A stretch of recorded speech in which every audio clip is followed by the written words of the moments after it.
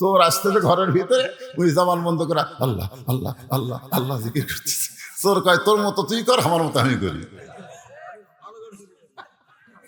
চোর ঘরে ঢুকতেছে, ওই ইন্নাল্লাহ মা সাবিরিন, ধৈর্যশীলদের সঙ্গে আল্লাহ আছে ভাই, চোরের সাথে মারামারি করার দরকার নেই। হ্যাঁ, এমন ধৈর্য ধরা ধরছে, চোর সব চুরি করে নিয়ে যাচ্ছে। আর চোর যখন আসতেছে, আপনার লাঠিও মারা লাগবে না, কিছুই করা লাগবে না, শুধু বলবেন কে রে। এই কে রে বলার সঙ্গে সঙ্গে চোর ভয়ে পালাইয়া যাবে। ধরে কোন কথা ঠিক কিনা? আজকে বাংলাদেশ চোর বাটপাট দিয়ে ভরে গেছে, আর আমরা ইন্নাল্লাহ মা সাবিরিন দিয়ে বসে আছি। দেওয়া লাগবে না? একটা কে রে বলার দরকার আছে না নাই? সমস্ত অন্যায় অবিচার জুলুম থেকে যদি বাঁচতে চান, জবান খুলতে হবে ভাইজান। এই জবান আল্লাহ এমনি এমনি দেয়নি। এই জবানের কত দাম! আল্লাহ রাসূল বলেন, ইন্নাল জান্নাতা তুশতাকু ইলা খামসাতি নাফারিন, নিশ্চয় 5টা দলের জন্য আল্লাহর জান্নাত আশা করে আছে। তার মধ্যে একটা দল হলো ওয়াহাফিজুল লিসান, যারা জবানকে সংযত রাখে। হক কথা বলার সময় জবান বন্ধ রাখে না, আর মিথ্যা কথা বলার সময় জবান খোলে না। মিথ্যা কথা বলার সময় কি খোলে না, আর হক কথা বলার সময় জবান বন্ধ রাখে না।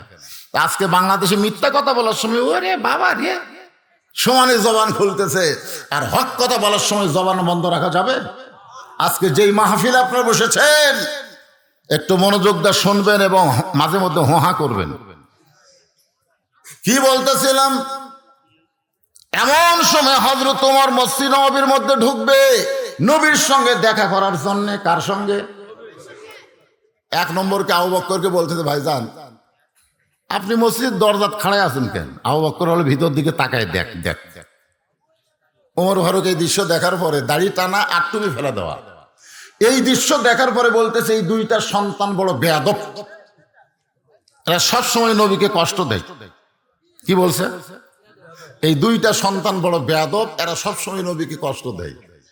সঙ্গে সঙ্গে আবু বকর বলে, ওমর যেই কথা একবার বলেছ, এ কথার দ্বিতীয়বার জবান দিয়ে বার করো না। ওমর ফারুক ভয়ে 2 ধাপ পিছনে গেছে। পিছনে গিয়ে বলতে যে, ভাই আপনি নরম মানুষ, এত গরম হলেন কেন? আল্লাহ রাসূল বলেছেন, নরমে 1 নম্বর নাম কি? আবু বকর। গরমে 1 নম্বর হলো ওমর। ধনের 1 নম্বর হলো ওসমান, আর জ্ঞানের 1 নম্বর হলো আলী। সবাই কয় নম্বর? সবাই 1 নম্বর। তাহলে যেই নরম মানুষটা 1 নম্বর, সেই মানুষটাই দিছে ধমক, আর একবার। তার মানে কি? 2 ধাপ পিছনে গেছে। ওমর বলতে যে, ভাই আপনি নরম মানুষ, এত গরম হলেন কেন? আবু বকর বলে, ওমর সব সময় নরম থাকা জায়েজ নাই, মাঝে মধ্যে নরমকেও গরম হতে হয়। বর্তমানে বাংলাদেশে যেই পরিবেশ চলতেছে, এই পরিবেশে যদি নরম থাকেন তাহলে সব ধ্বংস হয়ে যাবে। এখন আর নরম থাকা যাবে না, এখন একটু গরম হওয়া লাগবে। ধরে কোন কথা ঠিক না? হ্যাঁ, এখন একটু গরম হওয়া লাগবে। তারপর চেয়াতেন না কেন? আল্লাহর বান্দার একটু মনোযোগ দিবেন। আবু বকর, ওমর, যে 2টা সন্তানকে তুমি বেয়াদব বলতেছো, এদেরকে তুমি চিনো? যে 2টা সন্তানকে বেয়াদব বলতেছে, এদেরকে তুমি চিনো? ওমর ফারুক বলে, আবু বকর ভাই আপনি কি কন? এই 2 পুস্কার আমি চিনি না? যে নবীর টুপি ধরে ফেলায় দেয়, দাড়ি ধরে মারে টান, এদেরকে আমি চিনি না? আবু বকর বলে, ওমর তুমি সত্যি এদের চিনো? ওমর ফারুক বলে, চিনবো না কেন, এরা হলো আলী আর ফাতেমার সন্তান। আবু বকর বলে, ওমর শুধু আলী ফাতেমার সন্তান বললে হবে না, এদের আরো পরিচয় আছে। ওমর ফারুক বলেন, কি পরিচয়? আবু বকর বলে, সত্যি করে বলে তো তুমি কত বছর বয়সে ইসলাম গ্রহণ করছো? ওমর ফারুক বললেন, 27 বছরে। আবু বকর বলে, আমি করছি 35 বছর বয়সে। এখন বলো ওমর, ইসলাম গ্রহণ করার আগে তুমি কি ছিলে? ওমর ফারুক বলে, আমি কাফের ছিলাম। আবু বকর বলে, আমিও কাফের ছিলাম। তাহলে তোমার জীবনের 27 বছর, আমার জীবনের 35 বছর কুফরে হালে কেটেছে। আর যে 2টা সন্তানকে তুমি বেয়াদব বলতেছো, এরা জন্মসূত্রে জান্নাতি হয়ে জন্ম নিয়েছে। খালি সুবহানাল্লাহ বলে হবে না, এই 2টা চেনা লাগবে বাদান। মেসি নেইমারকে তো ভালোই চেনো, মেসি নেইমার। আজকে রাত 12টা আর্জেন্টিনার খেলা হবে, একটা যুবকও ঘুমায় না। কারণ মেসি কি করে খেলবে, কিভাবে গোল দিবে, কি করে পাস করবে, সকালে 5টার গল্প করবে। আরে মেসি ইচ্ছা করলে 5টা দিতে পারলেন রে, সাইড দেখা আর মারার পারে না রে। আল্লাহ কয় ঠিক আছে 12টা থেকে 3টা পর্যন্ত চেতন থেকে খেলা দেখলি মেসি খ্রিস্টানের, কিন্তু ফজরের যখন আজান দিল এই শয়তান তুই তখন কুটি, তখন কয় ওই সময় আমি চেতন নাই। আজকে চেতনার সাথে কথাগুলো শুনতে হবে। সাইদুস শাবাবে আহলুল জান্নাহ হাসান হোসেন রাদিয়াল্লাহু তাআলা আনহুমা, রাসূল বলেছেন জান্নাতি যুবকদের সর্দার হবে 2 জন, একটা হলো হাসান, একটা হলো হোসেন। যুবকেরা সে হাসান হোসেনকে বাদ দিয়ে মেসি নেইমারকে নিয়ে পাগল হইছো।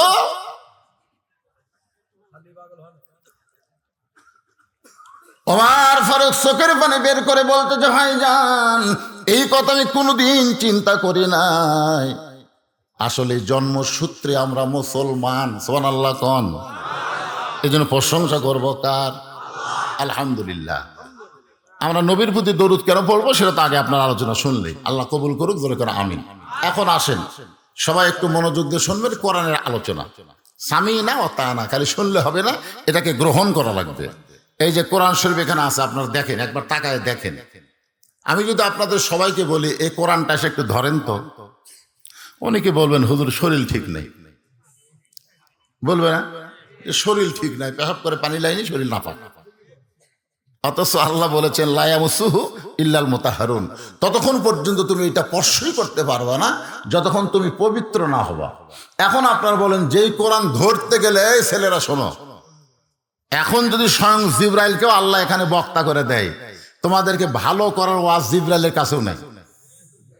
কারণ ওয়াজ দিয়ে মানুষ ভালো হয় না, ওয়াজ ভালো হয় না। 13 বছর নবী ওয়াজ করেছেন মক্কায়, মুসলমানের সংখ্যা হলো মাত্র 313 জন।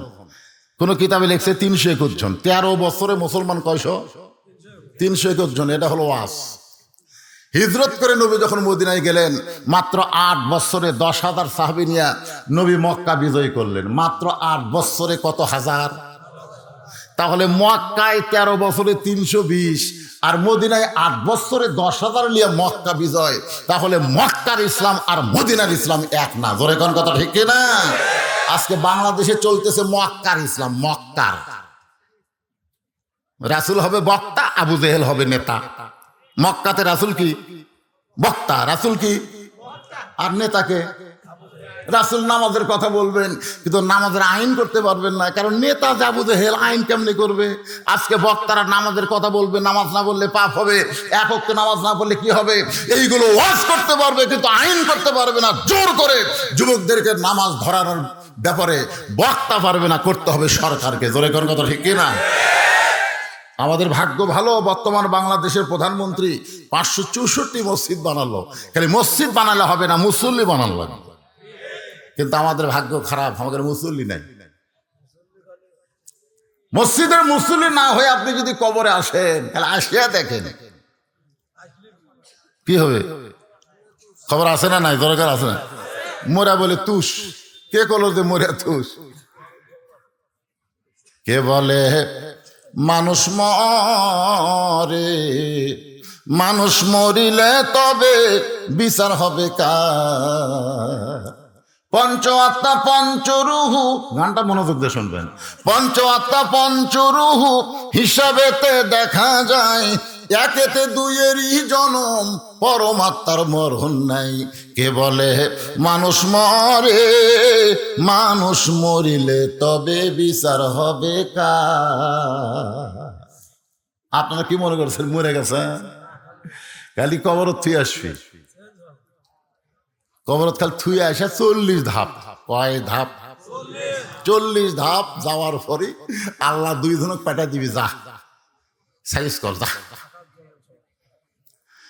2টা ফেরেশতা প্রথমে আসবে, মুনকার নাকির ফেরেশতা আসিয়া তোমায় জিজ্ঞাসা করিবে দিন কি তোমার মাবুদ কে বা? সবাই বলেন দিন কি তোমার মাবুদ কে বা? তখন কি বলিবে? সবাই বলেন আল্লাহ বিনে নাই রে মাবুদ। সবাই বলেন আল্লাহ বিনে নাই রে মাবুদ। জবানে তাই বলো রে বলো মুখে, আল্লাহ রাসূল সবে বলো। প্রথম প্রশ্ন জিজ্ঞাসা করবে মান রব্বুকা, তোমার রবকে। আপনাকে বলা লাগবে না, আপনি যে নামাজ নিয়ে কবরে গেছেন ওই নামাজ আপনার পক্ষে দাঁড়ায় বলবে, রে মুনকির নাকির, কাকে মান রব্বুকা প্রশ্ন করতেছ? যে দৈনিক 5 ওয়াক্ত নামাজ আদায় করেছে, নামাজের শুরুতে আলহামদুলিল্লাহি রব্বিল আলামিন, রুকুতে গেলে সুবহান রব্বিয়াল আযীম, সেজদায় গিয়া সুবহান রব্বিয়াল আলা। দুনিয়ার জীবনে এতবার রব রব বলে কেবল কবরে এসে ঘুমাইছে, আর তাকে রব সম্পর্কে প্রশ্ন করে বিরক্ত করতেছে কেন? ফেরেশতা দুইজন বলবে, আল্লাহ তোমার বান্দাকে মান রব্বুকা প্রশ্ন করলে নামাজ যে খাওয়া খেপছে, এখন কি করব? আল্লাহ বলে যে নামাজ নিয়ে কবরে গেছে, তার 1 নম্বর প্রশ্নের উত্তর হয়ে গেছে। কিন্তু যার নামাজ নাই, উপায় নাই রে। এই যে এরা কি রে, এই ঘোরাফেরা করো কেন বাবা? আসলে বসে কি করবে? এরা মাগরিব এশার নামাজ পড়নি তো, হুজুর এসে নামাজ, আরে কবরের ওয়াজ হবে, কবর কবর কবর যাবেন কি লিয়া? হ্যাঁ, টাকা নিয়ে যাবেন? 1 বাক্স টাকা নিয়ে কবর যাবেন? তাহলে কবরে কি নিয়ে যাবেন সেইটার উপর আলোচনা হবে। আস্তাইনু বিসসবরি ওয়াসসালাহ ইন্নাল্লাহা মা'আস সাবিরিন। ইন্নাল্লাহা মা'আস সাবিরিন মানে কি? নিশ্চয় ধৈর্যশীলের সঙ্গে কে আছে? তাহলে আপনাদের এখানে ধৈর্য ধরে বসে থাকার দরকার আছে না নাই? শয়তান বলবে অধৈর্য হ। জি, একটু ধৈর্য ধরেন বাজান, ধৈর্য ধরেন। ওটা বসা, পেশাব পায়খানা এগুলো আপাতত বন্ধ করে দেন। মনে করেন আপনি কবরে যাচ্ছেন, মনে করেন রাসূল বলেছে যে নামাজ পড়বা, মনে করবা এটাই তোমার জীবনের শেষ নামাজ। সাহাবের বলেন, হুজুর এটা কেন শেষ? বলে পরের নামাজ পর্যন্ত তুমি বাঁচা থাকবা, এই চিন্তা তুমি করো না, এটাই শেষ মনে করে নামাজ আদায় করো, জীবনে কোনো নামাজ তোমার খারাপ হবে না। জোরে কোন কথা ঠিক কিনা? আপনারাও মনে করেন এটা আমাদের জীবনের শেষ ওয়াজ শোনা, এই মনে করে ধৈর্য নিয়ে বসে থাকেন। ওয়ালা তাকুলু লিমান ইউকতালু ফি সাবিলিল্লাহি আমওয়াতুন বাল আহইয়াউ ওয়ালাকিন লা তাশউরুন। আল্লাহু আকবার। কোরআনের আয়াত তেলাওয়াত করলে ঈমান বাড়ে না কমে? তো ঈমান বাড়ার লক্ষণ কি? আল্লাহু আকবার। যে বক্তাই যখন কোরআন আয়াত তেলাওয়াত শেষ করবে, আপনারা তখন জবান খুলে বলবেন আল্লাহু আকবার। কিন্তু এখানে সমস্যা আছে। যারা আমাদের বাংলাদেশে কিছু দলের লোকেরা সব স্লোগান দেয়, কিন্তু আল্লাহু আকবার স্লোগান দেয় না। এরকম কিছু দল আছে না নাই? আপনি দেখবেন ওই দলের মিটিংয়ের মিছিলের মধ্যে সব স্লোগান পাবেন, কিন্তু আল্লাহু আকবার দেয় না। লিল্লাহি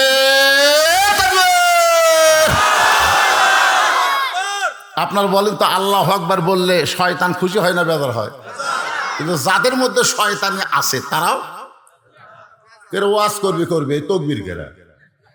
আমি আপনাদের পাশে কাজীপুরে ওয়াজ করতেছি আর তকবীর দিচ্ছি, এক নেতা সাহেব ওয়াজ করবেন তকবীর কি? আমি বললাম এই তকবীরে শয়তান বেজার হয়, এই শালাকে। আল্লাহ বলতেছে উনি হচ্ছে মানব রূপী শয়তান। কোরআনের তেলাওয়াত শোনার পরে যারা আল্লাহু আকবার বলতে পারতেছেন না, আপনি কোরআনের মাহফিলে বসে থাকলেও আপনি মানব সুরতে শয়তানের পক্ষে কাজ করতেছেন। ধরেন ঠিক কি না? এখন থেকে যখন তেলাওয়াত শেষ হবে তখন কি বলবেন? আল্লাহু আকবার। আল্লাহ বলতেছেন আমার কাছে যদি কিছু পাবার চাও, আমার কাছে যদি তোমরা কিছু পাবার চাও, তাহলে ধৈর্য আর নামাজের মাধ্যমে চাও। এখন আপনারা বলেন, আপনারা কি জান্নাত চান? জোরে কোন। তাহলে কিসের মাধ্যমে জান্নাত চাবেন? নামাজ ছাড়া? নামাজ ছাড়া? আসসালাতু মিফতাহুল জান্নাহ। নামাজ হচ্ছে বেহেশতের চাবি। একজন আমারে কয়, হুজুর আমি 5 ওয়াক্ত পড়ি না, খালি জুম্মা পড়ি, আমাকে আল্লাহ চাবি দিবি না? আমাকে আল্লাহ দিবে? দিবে। আল্লাহ বলবে যারা 5 ওয়াক্ত পড়ো নাই, শুধু জুম্মা পড়ছো, আমি আল্লাহ তাদেরকে জান্নাত দিলাম, যাও। তারা খুশি হয়ে জান্নাতের দরজাত গিয়ে দেখবে বিশাল একটা তালা। তো বলে আল্লাহ জান্নাত তো দিলেন, কিন্তু তালা আছে। আল্লাহ কয় খুঁজা দেখ, চাবি আছে। ওরা তখন খুঁজা দেখবে একটা চাবি আছে, আলহামদুলিল্লাহ। ওই চাবি তালার মধ্যে ঢুকবে ঠিকই, কিন্তু ঘুরবি না। বলে আল্লাহ চাবি তো ঢুকলো কিন্তু ঘরে না কেন? আল্লাহ বলে তালার মধ্যে 5টা দাগ আছে, তো চাবির মধ্যে 5টা দাগ হওয়া লাগবে, দাগে দাগে মিল হবে, কুট্টুস করে খুলে যাবে। তখন বলবে আল্লাহ 5টা দাগ কিসের? বলে 5টা দাগ হলো ফজর, জোহর, আসর, মাগরিব, এশা। এখন বল তোর 5 ওয়াক্ত আছে? কেন আমার খালি জুম্মা, জান্নাত দেখে ফেরত আয়।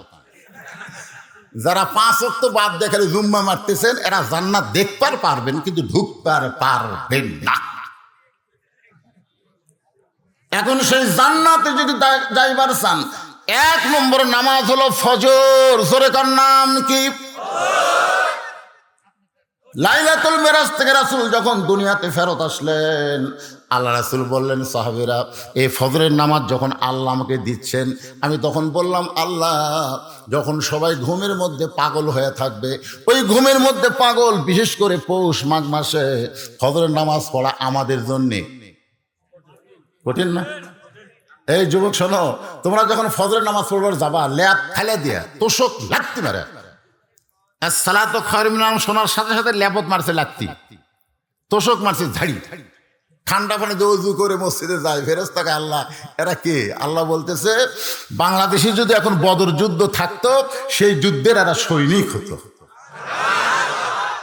ফজরের নামাজ পড়া চারটি খালির কথা না, আমি কি বলতেছি এরা বাড়ির নামাজ পড়া না জামাতের নামাজ পড়া? হ্যাঁ হ্যাঁ, জামাতের কথা বলতেছি। আর খুট্টুস করে ওটা খাটের ধার কাঠে পড়বে না, ওরা চলবে না। কারণ 2 ওয়াক্ত নামাজ জামাতের সঙ্গে না পড়লে রাসূল বলেছেন সে মুনাফিক হয়ে মৃত্যুবরণ করবে। নামাজ পড়েও লাভ নাই যদি জামাতে না পড়ে। একটা হলো ফজর, একটা কি? জোরে বলে একটার নাম কি? আপনারা যারা আমার সামনে বসে আছেন, কারা কারা ফজরের নামাজ জামাতে পড়েন না হাত তোলেন। এটা আমি বলবো না, এরা এতগুলো মানুষের মধ্যে আপনাদেরকে আমি শরম দেবো কেন? তবে আমার কথা হবে ও দইলা সাবিল রব্বিকা বিল হিকমা, ডাইরেক্ট বলবো, আর না পারলেও অ্যাঙ্গেলে বলতেই হবে। জোরে কোন কথা ঠিক কিনা? আল্লাহর বান্দার ফজরের নামাজ আল্লাহ যখন রাসূলকে দিচ্ছেন 2 রাকাত, জোরে কোন কয় রাকাত? ফজরের ফরজ কয় রাকাত? আল্লাহর নামাজ কয় রাকাত? আর ফজরের সুন্নত হলো 2 রাকাত। এই সর্বসাকল্যে ফজর হলো 4 রাকাত। এই 2 রাকাত হলো আল্লাহর, জোরে বলেন কার?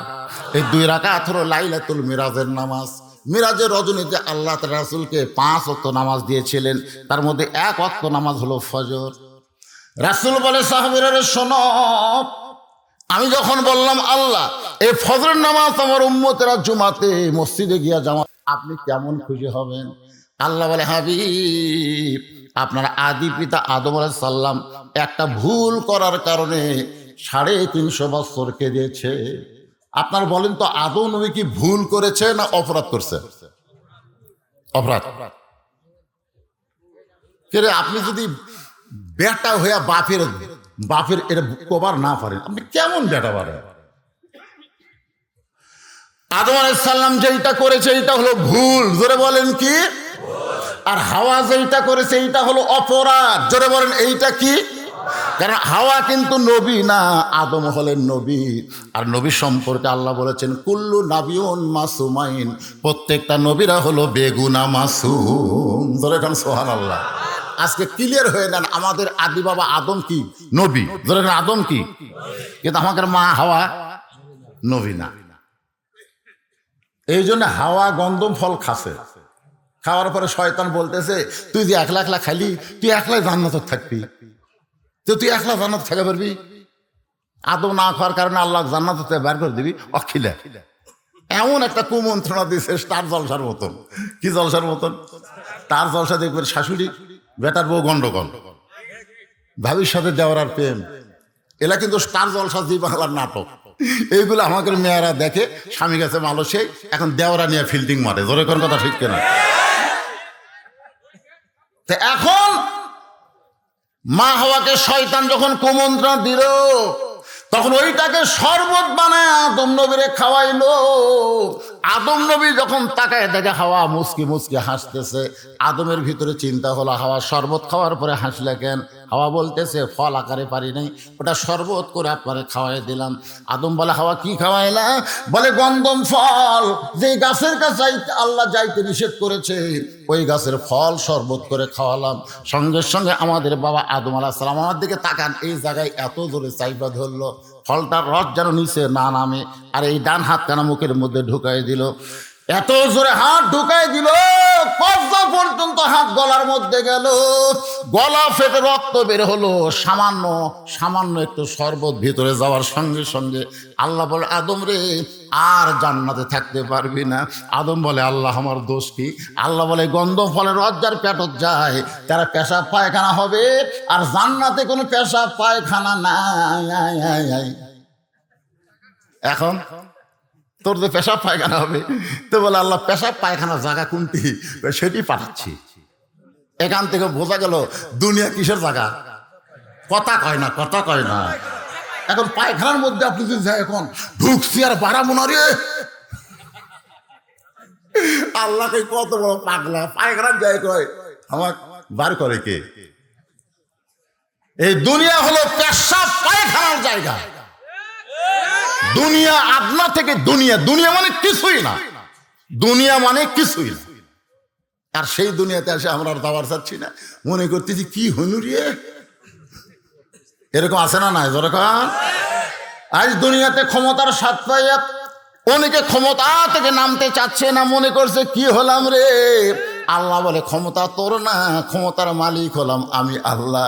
কোরআন শরীফে সূরা মুলকের প্রথম পড়েন, আপনার মাথার মধ্যে আল্লাহ বলে দিবে তাবারাকাল্লাযী বিয়াদিহিল মুলকু ওয়া হুয়া আলা কুল্লি শাইইন কাদির। গোটা পৃথিবীর রাজত্ব কর্তৃত্ব মালিকানা কার হাতে? সমস্ত ক্ষমতার মালিক কে? এখন 5 তলা 2টা কয় 9টার সময় 1.5 লাখ টাকার খাট আর 12,000 টাকার কম্বল ওরে তো মানে দিয়ে কয় আমার ঘর আমার বাড়ি হামাক নামাইকে। আল্লাহ কয় পায়খানার যায় তুই মশান মারতিস। ফেরেশতা 2 টাকায় আল্লাহ ই যে কম্বল গাঁত দিয়ে কইল 9টার সময় আমার বাড়ি আমার ঘর আমাক নামাইকে, এক নামার কেউ নাই। আল্লাহ বলতেছে আশেপাশে যারা বসবাস করে তাদের সব টিনের ঘর, মাটির বাড়ি, ওরা নামাবার পারবি না। ফেরেশতা কয় আল্লাহ তাহলে কে নামাবি? বলে 3টা পর্যন্ত ধৈর্য ধর, তত পেঁচার বাড়িস কেন? ফেরেশতারা 2 জন ধৈর্য ধরে কান্দত আছে। 3টার সময় আল্লাহ একটা ভূমিকম্প দিয়েছে, ধরে কেন কি কম্প? খালি বিল্ডিং কাঁপা উঠছে, টিনের বাড়ি যারা মাটির বাড়ি যারা ওর কত টেনশন নাই। এই বিল্ডিং আলার খুব টেনশন, এত ফোর্সে নামছে, কম্বলের মধ্যে লুঙ্গি খুলে আছে, ওরাও পড়ার টাইম পায়নি। ফেরেশতা বলতেছে আল্লাহ নামাইলা নামাইলা, তাই করে ন্যাংটা করে নামালা। আল্লাহ কয় যারা ক্ষমতা পায় নাম্বার চাই না, তাদের নামা হয়তো ন্যাংটার মতোই নামা লাগবে। ধরে কোন কথা ঠিক না? আপনি কি মনে করতেছেন দুনিয়া কি থাকার জায়গা কেড়ে পাগলা? এটা হলো পেশাব পায়খানার জায়গা। ধরে কোন কি জায়গা? এই পেশাব পায়খানার জন্য আল্লাহ আদমকে দুনিয়াতে প্রেরণ করলেন। এই পেশাব পায়খানা করতে এসে আদম নবী 300 বছর কাঁদলেন। কোন কিতাবে আছে 350 বছর আদম নবী কাঁদতে কাঁদতে এই চোখের পানি দিয়া একই জায়গাতে সবসময় যদি পানি যায়, আপনার বলেন তো আপনাদের মাটির নালার মধ্যে যদি সবসময় পানি যায়, ওই মাটি কিন্তু পচে যায়। ধরে কোন কি যায়? পানি আজকে টাকার কারণে আরো পছন্দ ধরে। আদম নবীর 2টা গাল মোবারক পচে গেল। এক সময় গালের গোস্ত খসে গেল, গালের গোস্ত খসে গেছে। সাগরে পানি পান করতে গেছে আদম নবী, পানি পান করতে গিয়ে পানির মধ্যে নিজের চেহারা দেখে, নিজের চেহারা দেখে করছে হায় হায় আমি মানুষ না ভূত। আপনারা বলেন ভাই আমার যদি এই জায়গায় গোস্ত না থাকে, খালি দাঁত, এই জায়গায় খালি দাঁত বাড়াচ্ছে, এটি গোস্ত আছে কিন্তু এটি নাই, আপনারা ওয়াজ শুনবেন এটা মানুষ করে এ ভূত রে। আদম নবী নিজের চেহারা দেখলেন, সাগরের পানি টলটলা পানিতে নিজের চেহারা দিকে আটকে ওরে বললেন আল্লাহ তুমি কোরআনে বলেছ লাকাদ, পড়েন লাকাদ খলাকনাল ইনসানা ফি আহসানি তাকবীম, মানুষের চেহারা সবচাইতে সুন্দর করে তুমি সৃষ্টি করেছ, সে আমি মানুষের চেহারা এরকম হলো কেন? আল্লাহ আল্লাহ 350 বছর ধরে কাঁদলাম, এখন পর্যন্ত কি গন্ধম খাওয়ার অপরাধ তুমি মাফ করবা না? আল্লাহ বলে আদম শুধু কাঁদলে হবে না, শুধু কাঁদলে হবে না, কাঁদার মতন কান্দা লাগবে। শুধু কাঁদলে হবে না, কাঁদার মতন। আজকে আমাদের বাংলাদেশে অনেক মানুষ কান্দে। সালমান শাহ মরলেও কান্দিছিল, বাপ মরলে কান্দে না, গরু মরলে কান্দে, এরকম আছে না? কথা কন না কেন ভাই রে? অস্ট্রেলিয়ান গাভীরে পেটে বাচ্চা হয়েছে, 9 মাস হয়েছে, সবাই বলতেছে আর 5 দিন পর বেচলে 5,000 টাকা বাড়বে। ওর আসলেই লোক চাই, 5 দিন করে যায় আর দাম বাড়ে। কিন্তু বাচ্চা হবার যায়, এত বড় বাচ্চা হসে ভাই, বের হবার যায় বাচ্চা মাও দুটোই মরিছে। 2.5 লাখ টাকা দাম কত, সেই গরু মরছে, ওই কানতে কানতে বেহুশ। অথচ 1 মাস আগে ওর বাপ মরছে, ওই কান্দেনি। তখন বলছে হায়াত মৌত আল্লাহর হাতে, কান্দে লাভ আছে? হায়াত মৌত যদি আল্লাহর হাতে হয় তো গরু মরলে কান্দিস কেন? শোনেন, কাঁদার মতন কাঁদতে হবে। আল্লাহ বলে আদম শুধু কাঁদলে হবে না, কাঁদার মতন কান্দো। সঙ্গে সঙ্গে আদম নবী বর্তমানে যে এখানে আল্লাহর কাবা ঘর আছে, ওই জায়গায় তখন কাবা ঘর ছিল না। ওই জায়গায় তখন কি ছিল না? কাবা ঘর ছিল না। ওই জায়গার মধ্যে আদম নবী কান্না শুরু করে দিলেন। কানতে কানতে এক সময় 2টা চক্ষু বন্ধ হয়ে গেল। 2টা চক্ষু যখন বন্ধ হয় তখন দেখতে পায় জান্নাতের দরজায় লেখা আছে লা ইলাহা ইল্লাল্লাহু মুহাম্মাদুর। এই যে জান্নাতে থাকলো, সে জান্নাতের দরজায় কলেমা লেখা আছে, ওরা আদম নবী খেয়ালই করেনি। এখন খেয়াল হয়ে চিল্লায় বলতেছে আল্লাহ 350 বছর লা ইলাহা ইল্লাল্লাহর কাছে কেঁদেছি, মুহাম্মদ রাসূলের ওসিলা একটু কাঁদতে চাই। আল্লাহ বলে আর কাঁদিস না, ওই নবীকে ওসিলা করার সঙ্গে সঙ্গে আল্লাহ তোমাকে মাফ করে দিল। সঙ্গে সঙ্গে আদম নবী ওই কাবা ঘরের জায়গা, কাবা ঘর যেখানে আছে ওই জায়গার উপরে 2 রাকাত নামাজ আদায় করলেন। কয় রাকাত? এখন আপনাদের কাছে আমার প্রশ্ন হলো, তখন তো কাবা ছিল না, তখন কি কাবা ছিল? কিন্তু আদম নবী যে কাবা ঘরের জায়গার মধ্যে 2 রাকাত নামাজ পড়লেন, কোন দিকে মুখ করে নামাজ পড়ছে? আমরা তো পশ্চিম দিকে কাবার দিকে মুখ করে নামাজ পড়ি। এখন আল্লাহর ওলি দুনিয়াতে নাই। ওনার সঙ্গে আমার পাবনা দারুল আমান ট্রাস্টে 2009 সালে মাহফিল ছিল। আমি ওনাকে বললাম হুজুর আপনি বলে কাবা ঘরের মধ্যে ঢুকছিলেন? তো বলতেছে হয় বাজান ঢুকছিলাম। তো কাবা ঘরের মধ্যে ঢুকে আপনি কয় রাকাত নামাজ পড়ছেন? আল্লামা দেওয়ান সাইদি হুজুর বললেন যে আমি 4 রাকাত নামাজ পড়ছি, বেশি টাইম তো দিবে না, এই জন্য 4 রাকাত পড়ছি। আমি বললাম কোন দিক হয়ে পড়লেন? আমরা কাবার বাইরে থাকলে কাবাকে সামনে নিয়ে নামাজ পড়ি, কিন্তু আপনি কাবার ভিতরে ঢুকে কোন দিক হয়ে পড়লেন? উনি বলতেছে এই প্রশ্ন করার অর্থ কি? আমরা তো ঢুকতে পারবো না হুজুর, আপনি যখন ঢুকছেন তাহলে আপনার থেকে ভিতরে কিছু খবর জানার অধিকার আছে না নাই? কথা কোন আছে না নাই? উনি আমাকে যে কথাটা বললেন আমি সেই কথা আস্তাইনু বিস-সবরি ওয়াস-সালাহ দিয়ে আপনাদেরকে আমি বুঝাই দেব। কি শুনতে রাজি আছেন? একটু মনোযোগ দিয়ে শুনবেন। ওই 2 রাকাত নামাজ আদম নবী আদায় করলেন। আল্লাহ বলে হাবিব আদম নবীর ওই 2 রাকাত নামাজ আমি আল্লাহর এতই ভালো লাগছে, আপনার উম্মতের জন্য ফজরের ফরজ হিসাবে দিয়ে দিলাম। আপনার উম্মতেরা ফজরের ফরজ 2 রাকাত নামাজ যখন জামাতের সঙ্গে আদায় করবে, আদম নবীর সমপরিমাণ সওয়াব আমি আল্লাহ দিয়ে দিব। তাহলে ফজরের নামাজ পড়বেন না ছাড়বেন? জোহরের 4 রাকাত ফরজ নিয়ে নবী বললেন সাহাবীরা রে, এই জোহরের 4 রাকাত ফরজ যখন আল্লাহ আমাকে দিচ্ছেন, আমি বললাম আল্লাহ এই জোহরের 4 রাকাত ফরজ নামাজ আদায় করলে আমার উম্মতের রেজাল্ট কি হবে আপনার কাছে জানতে চাই।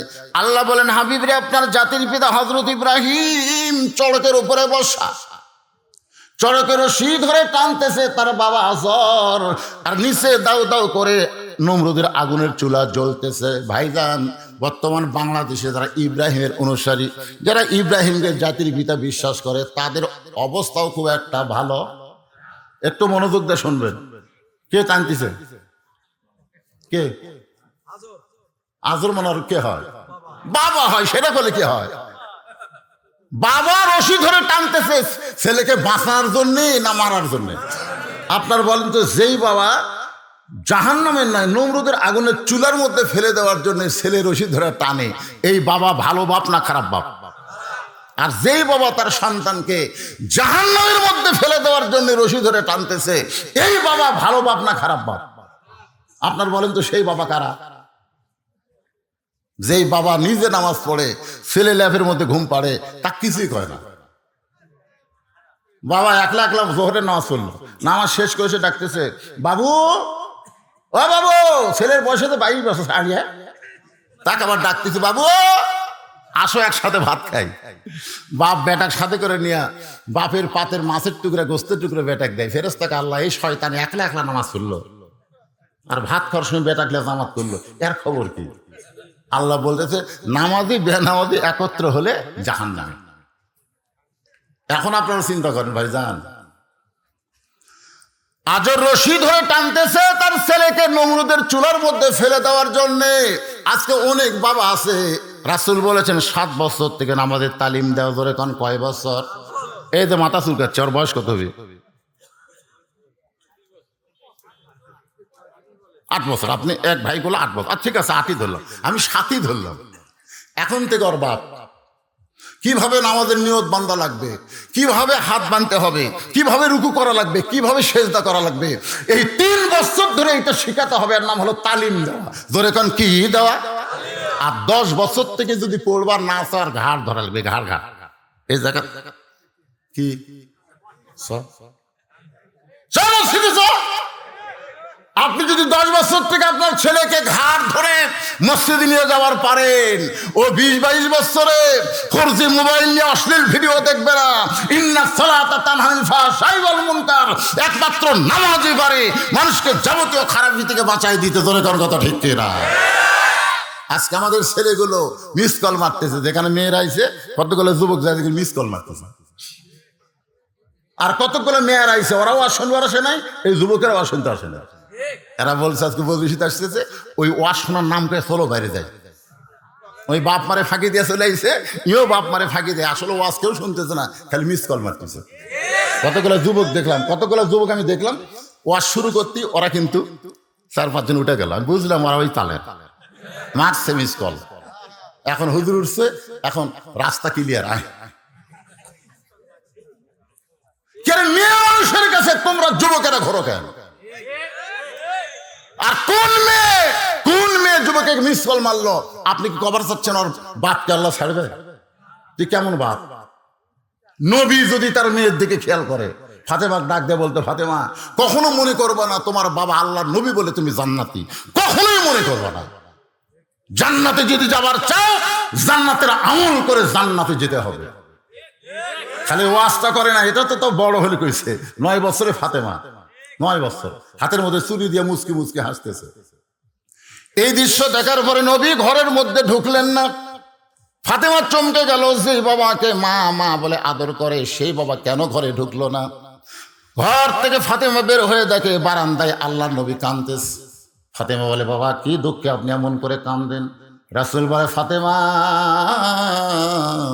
যে দুনিয়াতে সাজবে মা, আল্লাহ তার আখিরাতের শ্বাস কমায়া দিবে। আর বেশি কথা বলা লাগবে? সঙ্গে সঙ্গে হাতের চুরি খুলে নবী দৌড়ে গিয়ে চুরি কুড়া পকেটে ঢুকেছে। ফাতেমা বলে, বাবা যেই চুরি হাতত দেওয়ার কারণে আপনি ঘরে ঢুকলেন না, বারান্দায় কাঁদেন, সেই চুরি ফাইলা দিলাম, আপনি আবার পকেটে তুললেন কেন? আল্লাহ রাসূল বলে, তুই রাগ করে চুরি ফেলা দিলি? রাগ করে? তোর ফেলা দেওয়া ঢপ দেখে বুঝছি রাগ করছিস। আয় কাছে আয়। ফাতেমা যে কাছে আসছে, 9 বছরের মেয়ের কপালে চুমা খাইছে। আপনার মেয়ে যদি 3 বছর হয়, 4 বছর হয়, তাহলে আপনি মুখে চুমা খাওয়ার পারবেন। 5 বছর 7 বছর যদি গেলে আর মুখে খাওয়া যাবে না, তখনকার হাতত খাওয়া লাগবে, কপালত খাওয়া লাগবে। আল্লাহ রাসূল কপালে চুমা খেয়ে বললেন, মা একদিন তোর নাকে একটা নাক ফুল করে দেবো। কি সুন্দর লাগবে মা, এখানে নাক ফুল থাকবে, তোর কানে 2টা দুল থাকবে রে, তোর গলাতে একটা মালা দেব। ফাতেমা বলে, বাবা সেটা কবে? আল্লাহ রাসূল বললেন, যেদিন তোমার বিবাহ হবে।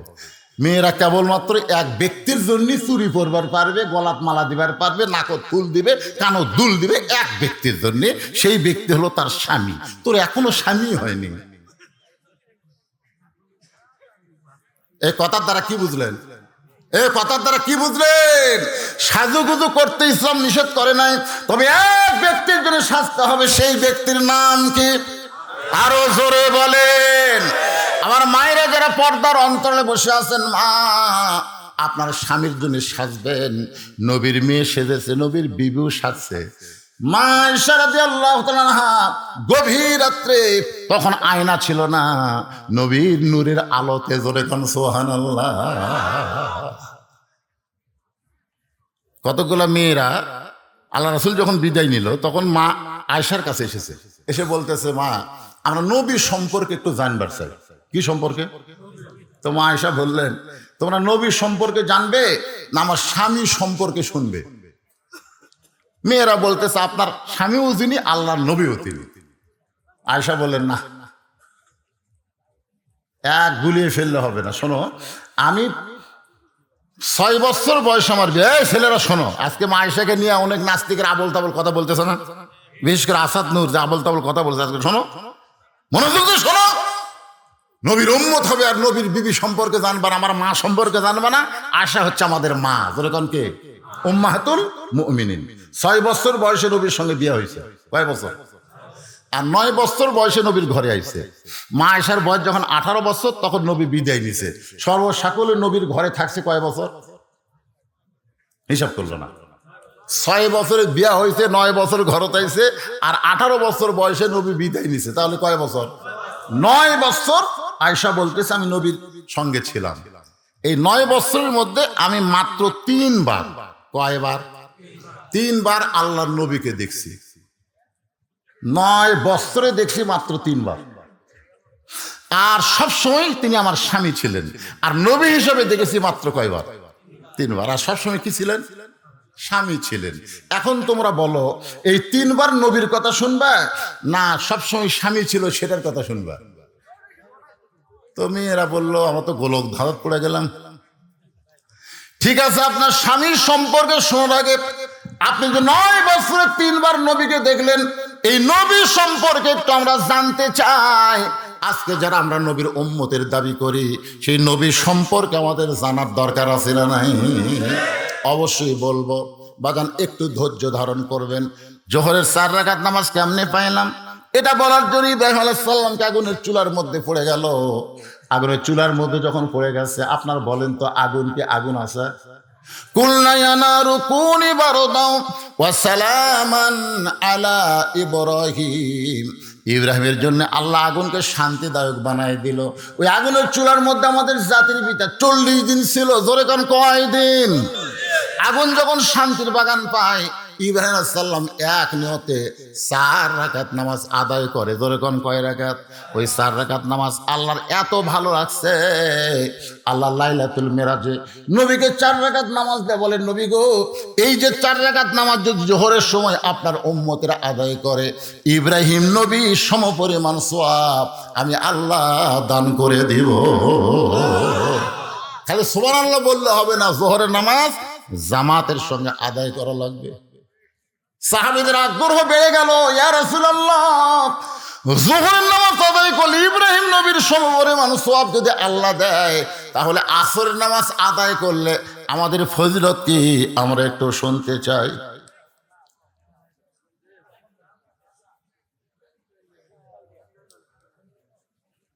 কালেকশন হয়নি?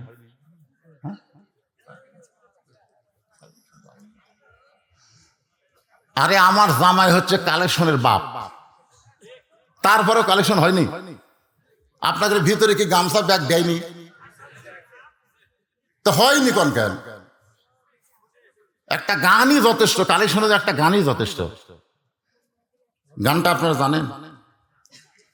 গোরস্থানের একটু মাটি বায়না করে রাখ, কখন যেন আসতে পারে, কখন যেন আসতে পারে তোমার মরণের ডাক।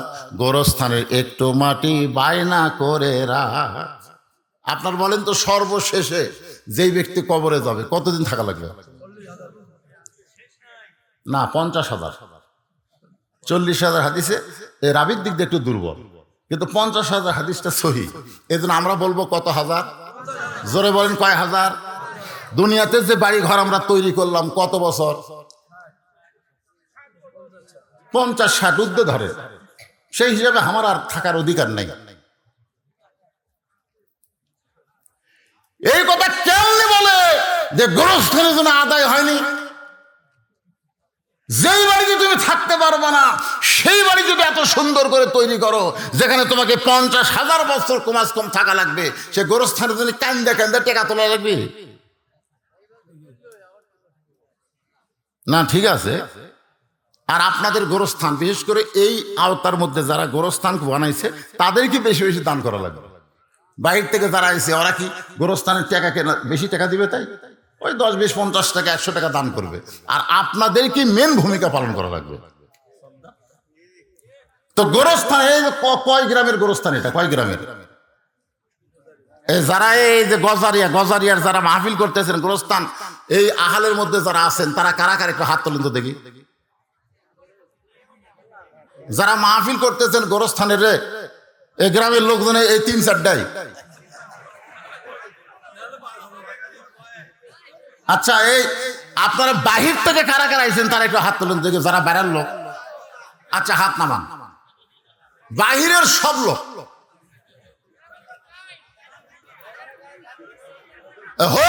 হইছে না। আপনি যেখানেই যান গোরস্থানের জন্য দেওয়ারটি হলো মৃত্যুকে আপনার খেয়াল আছে, মৃত্যুকে আপনার খেয়াল আছে। এখানে অনেক জামাই এসেছেন, অনেক শ্বশুর আইছেন, তারা এই গ্রামেরই হয়ে গেছে।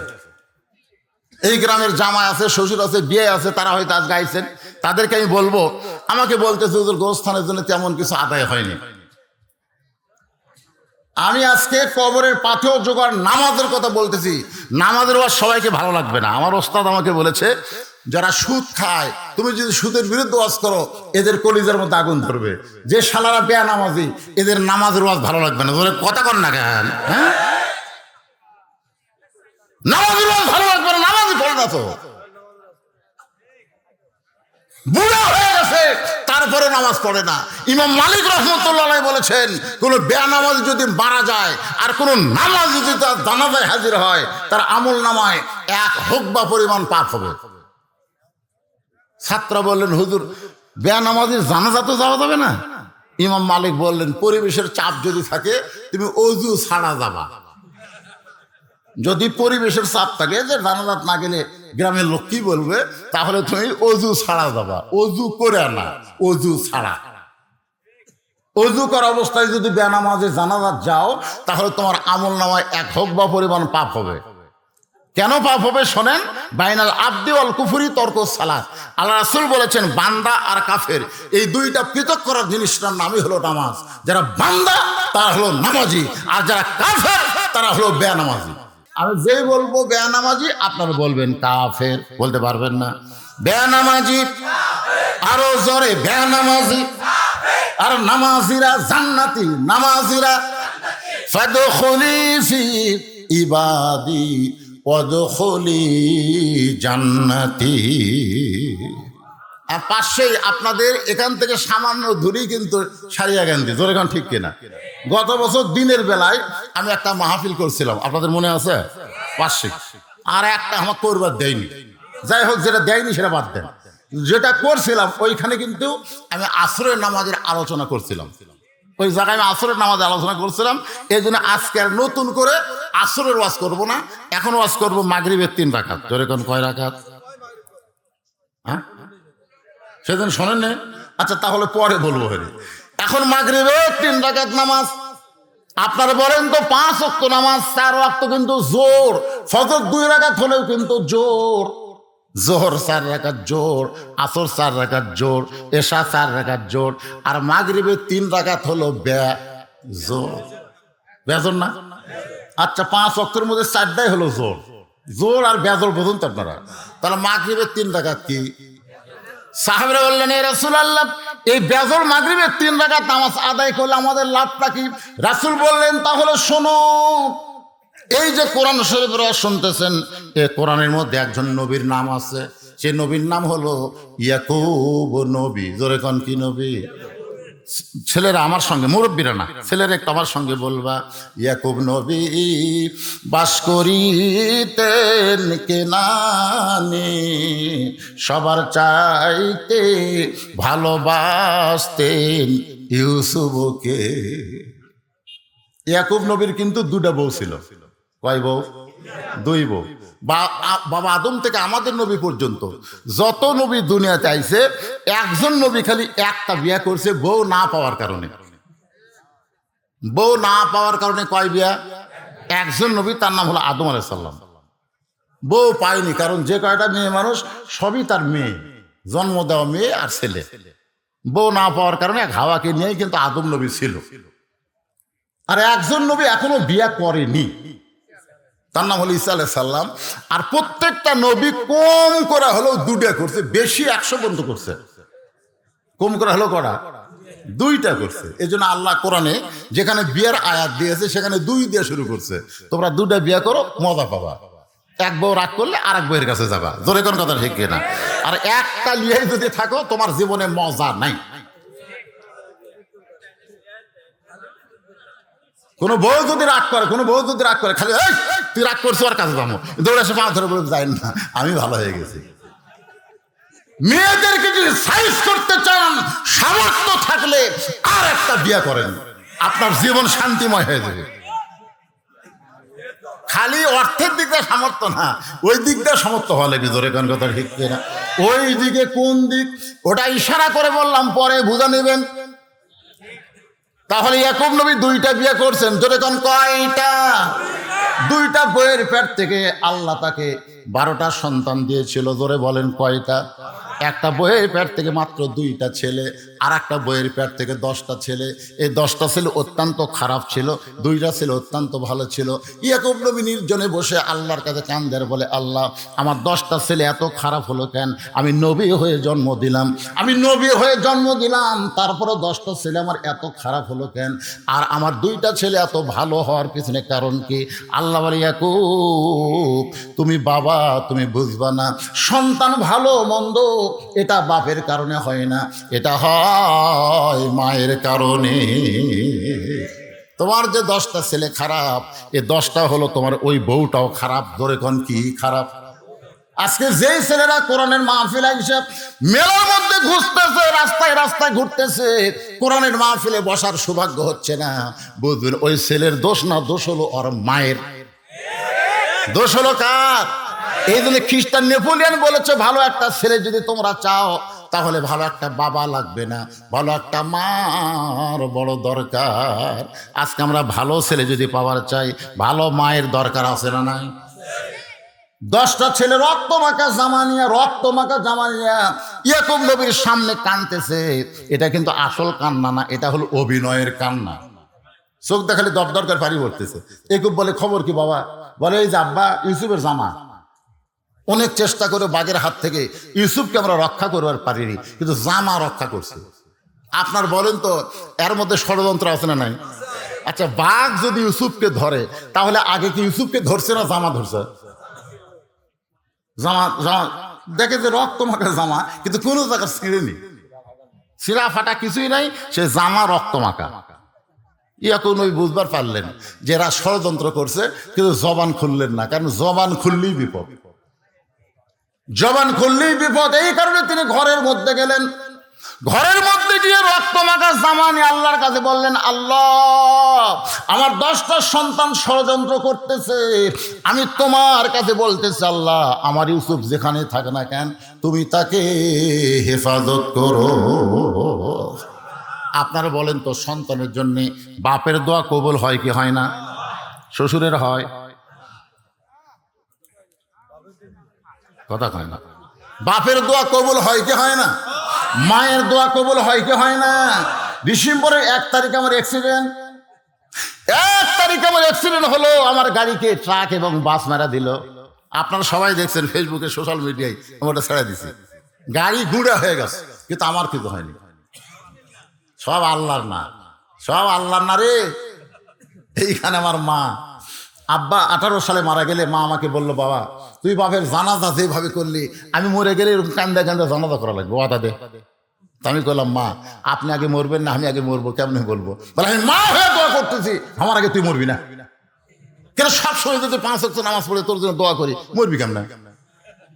আমি সেদিন বুঝলাম যে মায়ের দোয়ার কারণে, মাও যে আমার এখনো মরেনি, মাও যদি মরতো আমি বাঁচতাম না, কারণ জানাজা যে করা লাগবে।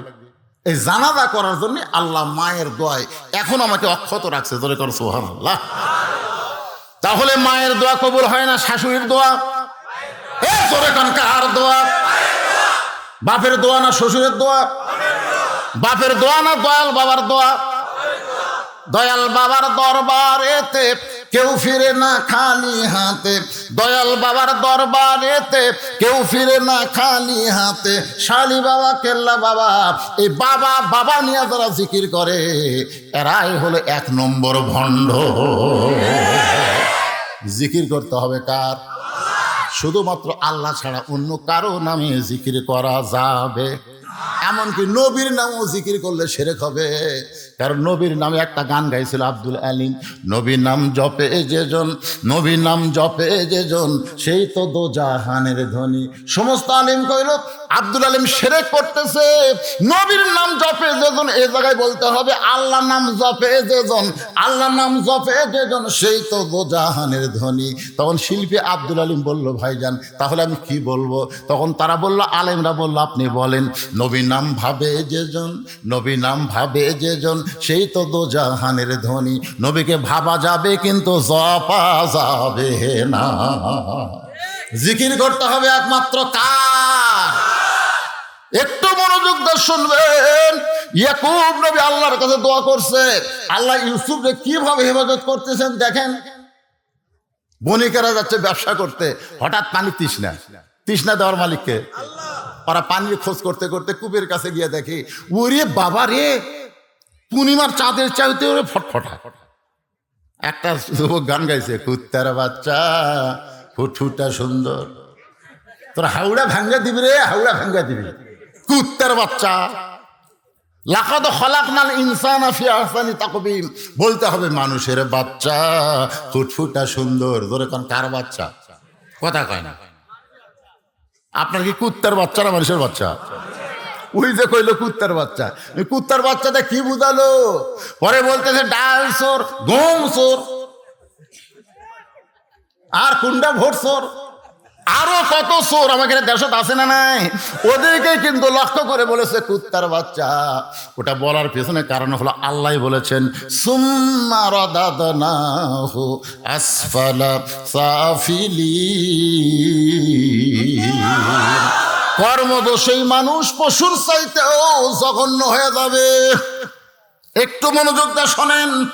ইয়াকুব নবীর দোয়া আল্লাহ কিভাবে কবুল করছে। ওরা কূপের কাছে আইসা দেখে ফুটফুটা পূর্ণিমার চাঁদের মতন সন্তান, এত সুন্দর সন্তান। তোলা নিয়ে ব্যস্ত হয়ে গেছে, পানি পান করবে। ইউসুফকে তোলা নিয়ে ব্যস্ত, উপরে তুলে খালি বলতে আমি নেবো, ওইটা আমি নেবো। সবাই কাড়াকাড়ি লাগছে, সুবহানাল্লাহ সুবহানাল্লাহ। এরা তোরা কুয়ার মধ্যে ফেলা দিলি, তাকে নেওয়ার জন্য কাড়াকাড়ি। দেখছেন সবাই যখন কাড়াকাড়ি করতেছে, মনিব ওকে সর্দার, ওই বণিকের সর্দার বলতেছে এক কাম করা হোক, এই কাড়াকাড়ি না করে এক টুকরা টুকরা করি, টুকরা টুকরা করে আমরা ব্যাটালি। তখন সবাই বলতেছে মনিব এক যদি টুকরা টুকরা করেন ই পৌঁছে যাবি, বাঁচে থাকবি। বলে তাহলে কাড়াকাড়ি করিস করে, সব বাজার বেশি বেশি টাকা ভাগ করলে। এখন মানুষ বেচার বাজারে নিয়ে গেছে ইউসুফকে, নবীর ছেলে ইউসুফ নবী, জোরে কোন সুবহানাল্লাহ। ওই বাজারে বহু মানুষের খরিদ্দারের ভিতরে 2টা খরিদ্দার স্পেশাল ভাবে ঘুরতেছে। একটা হলো আজিজ মিশর, আর একটা হলো জোলাইখা। একজনের নাম কি? আজিজ মিশর। আজিজ মিশর হলো স্বামীর নাম, আর জোলাইখা হলো বইয়ের নাম। বউ ঘুরতেছে সামনে সামনে, স্বামী ঘুরতেছে পিছনে পিছনে। একটাই মাত্র অপরাধ, বউকে সামনে দিয়ে স্বামী পিছনে থাকা অপরাধ হলো বহুদিন হলো বিয়ে হচ্ছে কিন্তু বাচ্চা হচ্ছে না। কি হচ্ছে না? আসলে বিয়ে করার পরে বইয়ের কোলে যদি বাচ্চা না দেওয়া যায়, ওই স্বামী কিন্তু অসহায়। মেয়ে মানুষ কয় তুমি যতই বিল্ডিং দাও, যতই গলার মালা দাও, একটা বাচ্চা দাও, আমাকে একটু মা মা বলে ডাকবে, আমি একটু বুকের মধ্যে চাইপা ধরবো।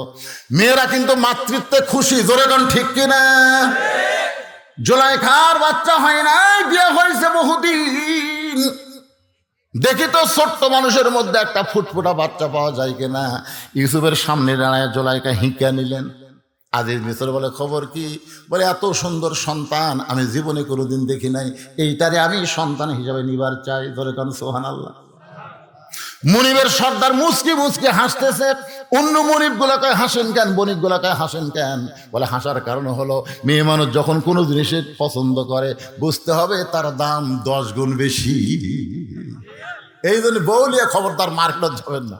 আপনার বউ যদি কোনো জিনিস পছন্দ করে, কাপড়ওয়ালা 10 গুণ দাম বাড়াবে। কারণ মেয়ে মানুষ যদি কোনো জিনিস পছন্দ করে, আপনি যদি না লিয়ে দেন, ওর থেকে ঘন ঘন শুরু করবি, ও আর কোনো জিনিসই ভালো লাগবে না, মানে তোমার আর মার্কেটে থাকবো না। এই জন্য মেয়ে মানুষের জিনিসের দাম 500, আপনি বউ লিয়ে গেলে দাম চাবি 5,000, 5,000, 750, 5,000। এখন জুলাইখা যেই মাত্র কই যেই বাচ্চা আমার পছন্দ, বণিকের সর্দার বলতেছে 1 লক্ষ স্বর্ণ মুদ্রা। আজিজ মিশর বলে একটা বাচ্চার দাম কি এত হয়? জুলাইখা বলে আমি পছন্দ করলাম, এই কারণে তোমার কাছে টাকা বাজে। 1 লক্ষ স্বর্ণ মুদ্রা দিয়ে ইউসুফকে কিনে নিয়ে গেলেন। লালন পালন করতেছেন মায়ের মতো। ইউসুফ যখন যুবক হয়ে গেছে, বালেগ হয়ে গেছে, পুরুষ মানুষ যখন বালেগ হবে তখন কিছু সিমটম আল্লাহ তার বাহির করে দেয়। ধরে কোন সুবহানাল্লাহ। কিছু চিহ্ন, এই যে মোবাইল ধরে আছে, ও কিন্তু আস্তে আস্তে বালেগের দিকে যাচ্ছে। বালেগ মানে কি? এইদিকে তাকায় দেখবেন পশমের মতন চুল উঠতেছে, এখানে দেখবেন চুল উঠতেছে, এটাকে হাত রেখে খুশখুশ করে, ওরে বাবা রে, হাসতেছেন। পুরুষ মানুষের সিমটম হলো মোচোটা, দাড়ি ওটা, দরকার কথা ঠিক কিনা? আর মেয়ে মানুষের চিহ্ন হলো মোচো নাই, দাড়িও নাই। এক মেয়ে আমার কয়, হুজুর আমার স্বামীর দিকে বাইরে গেলি মেয়েরা খালি টকটকায় তাকায় থাকে, সবাই খালি আমার স্বামীর দিকে তাকায় থাকে, খুব সুন্দর তো। আমি বললাম তুমি কি চাচ্ছ? বলে আমার স্বামীর দিকে কোনো মেয়ে মানুষ যেন না তাকায়, এই জন্য কোনো দোয়া আছে? মানে একটা দোয়া আছে, তুমি যদি করবার পারো। বলে কি দোয়া? বলে তুমি খুব চেষ্টা করে তোমার স্বামীর দাড়ি রাখো। তোমার স্বামী যখন দাড়ি রাখবে তখন মেয়েরা মনে করবে এটা চাচা, আর কেউ তাকাবে না, কারণ দাড়ি রাখলি চাচা। বলে হুজুর তাই? হ্যাঁ, খালি দাড়ি রাখাও, একটা মেয়েও আমাকে দিকে তাকায় না, কারণ সবাই জানে এটা চাচা, চাচার দিকে তাকে থাকে কোনো লাভ নাই। আর 30 বছরের দাড়িওয়ালা যদি দাড়ি খামায়, অর্ধেক মনে করে এটা আমার ভাই রে, এটা আমার ভাই। আস্তে আস্তে কাছে যাই রে, কাছে যাই। আর চাচা হলে দূরে দৌড়া। আমি এটাকে বললাম তুমি যদি পারো তোমার স্বামীর মুখে দাঁড়িয়ে রাখাও। বহু কান্দাকাটি করে ওর স্বামী যখন দাঁড়িয়ে রাখছে, ওই স্বামীর নিয়ে যখন বাইরে যায়, মেয়েটা তাকায় দেখে একটা মেয়ে ওর স্বামীর দিকে তাকায় না। তার মানে বোঝা গেল পুরুষ মানুষের দাড়ির দরকার আছে নাই? দরকার আছে নাই? ইউসুফ নবীর দাড়ি যখন উঠে গেছে, এমন সময় জুলাইখার কলিজার মধ্যে অন্তরে শয়তান এসে বলতেছে, মিন শাররিল ওয়াসওয়াসিল খান্নাস। আমাদের ভিতরে খান্নাস আছে না নাই? ওয়াসওয়াসিল খান্নাস। খান্নাস এসে বলতে, জুলাইখা দেখ দেখ আজিজ মিশর বুড়া রে, আরে আর সাইজ দেখছো, এর কমলা লেবুর মতন রে। শয়তান ধোকা দিচ্ছে। জুলাইখা বলতেছে এরা আমার সন্তান হয়। শয়তান বলতেছে কোন পক্ষের সন্তান? সে করছেন না আমার স্বামী বুড়া হয়ে গেছে, কি টাটকা মাল। এমন ধোকা মারছে শয়তান। ওই ধোকার কারণে জুলাইখা আস্তে আস্তে, শোনেন, আস্তে আস্তে মাগরিবের 3 রাকাত নামাজ কেমনি পাইলাম শুনবেন না? জুলাইখা আস্তে আস্তে ইউসুফ নবীর কাছে গিয়া যে গায়ে হাতটা রাখছে, গায়ে কেবল হাত রাখছে, সঙ্গে সঙ্গে ইউসুফ নবী হ্যাঁচকা টান মারছে। জুলাইখা বলে ইউসুফ, এমন ভাবে হ্যাঁচকা টান দেওয়ার কারণ কি? ইউসুফ বলতেছে আমি আল্লাহকে বড় ভয় করি। ইন্নী আখাফুল্লাহ। ভয় করি কাকে? জুলাইখা বলে আমি তোমার গায়ে হাত দিলাম আর তুমি আল্লাহ ভয় করো, তার মানে? বলে আপনি এতদিন আমার গায়ে হাত দিয়েছেন, কিন্তু আজকের হাত দেওয়ার মধ্যে কম বেশি আছে। এতদিন আপনি গায়ে হাত দিয়েছেন, আমার গরম লাগেনি, মায়ের হাতের যেরকম মহব্বত সেই রকম লাগছে, কিন্তু আজকে হাত দেওয়া মাত্রই মনে হয় আপনার হাতের তোরা আগুন জ্বলতে যায়। জুলাইখা কাকা এটা কে রে, এটা কে রে? আসলে খেয়ে বোঝা লাগবে না, ওটা হচ্ছে আল্লাহর নবী। ধরে কোন সুবহানাল্লাহ। জুলাইখা দেখতে সোজা আঙ্গুলে যখন ঘি উঠবে না, আঙ্গুল বেঁকা করা লাগবে। অন্দর মহলে নিয়ে গিয়ে সমস্ত দরজা বন্ধ করে জুলাইখা ইউসুফের সামনে যখন মাথা আর ওড়না খুলতেছে, মাথার ওপর কাপড় দেয়, ওড়না খুলতেছে, বুক থেকে যখন ওড়না টান দেয়, সঙ্গে সঙ্গে ইউসুফ চোখ দুইটা বন্ধ করেছে। ধরে কোন সুবহানাল্লাহ। আল্লাহ, জুলাইখার মনের মধ্যে খারাপ বাসনা, তোমার প্রতি ভরসা করলাম আল্লাহ, তুমি ইউসুফের জন্য যথেষ্ট হয়ে যাও। জুলাইখা বলতেছে আল্লাহ আল্লাহকে কান্দা কাম হবি না, সব দরজা তালা মারছি। তুমি বার হওয়ার পারবা না, বরং আমি যেটা চাই সেটা রাজি হয়ে যাও। ইউসুফ বলতেছে আল্লাহ যার সাথে আছে তার কোনো বিপদ নাই। নাসরুম মিনাল্লাহি ওয়া ফাতহুন কারীব ওয়াবাশশিরিল মুমিনিন। যেই দরজার দিকে যায় চাবিগুলো অটোমেটিক খুলে যায়। জোরে কোন সুবহানাল্লাহ। জুলাইখা তালার দিকে তাকায় থাকে, তালা আছে, চাবি আছে আমার হাতে, আর তালাগুলা খুলে যায়। ব্যাপার কি? সেই দরজার কাছে যেই মাত্র ইউসুফ, এমন সময় জুলাইখা রাগিনী বাগিনী হইয়া, মেয়ে মানুষ যখন খেপা যায় তখন তাদেরকে সামাল দেওয়া খুব কঠিন। একটা অসুস্থ হয়ে বাসায়, আর একটা ক্ষমতার চেয়ারে, তারপরেও দেখবেন দুই ধনের মধ্যে হিংসা। কথা কোন আছে না নাই? একজন মরিয়া যাবি, তারপরও বিদেশে চিকিৎসার জন্য সরকার ছাড় দেবে না, ও আর জীবনেও কিন্তু রাজনীতি আসবে না, তারপরে কই মরিয়া যা, তোকে বাঁচান যাবি না। যান একটু খেয়াল করবেন, জুলাইখার মনের মধ্যে বড় হিংসা। মেয়ে মানুষের হিংসা রোগটা হলো সবচাইতে বেশি বড় রোগ। মেয়েদের হিংসা কম না বেশি? দৌড়ে গিয়ে ইউসুফের পেছনে কাপড় এভাবে আমার দিকে তাকায় দেখেন, কাপড় খামচে ধরেছে। ইউসুফ তোকে বের হবার দেব না। যারা করলে যে আল্লাহর ভয়, তার কি কোনোদিন জামার মহব্বত হয়? ইউসুফ নবী ইমানের ভয়ে, আল্লাহর ভয়ে ইমানকে বাঁচানোর জন্য যখন দৌড় দেয়, পিছনের পাঞ্জাবি ছেড়ে গেছে। জুলাইখা দেখলে এত কিছু করার পরেও ইউসুফকে আটকানো গেল না, এবার আটকাতেই হবে।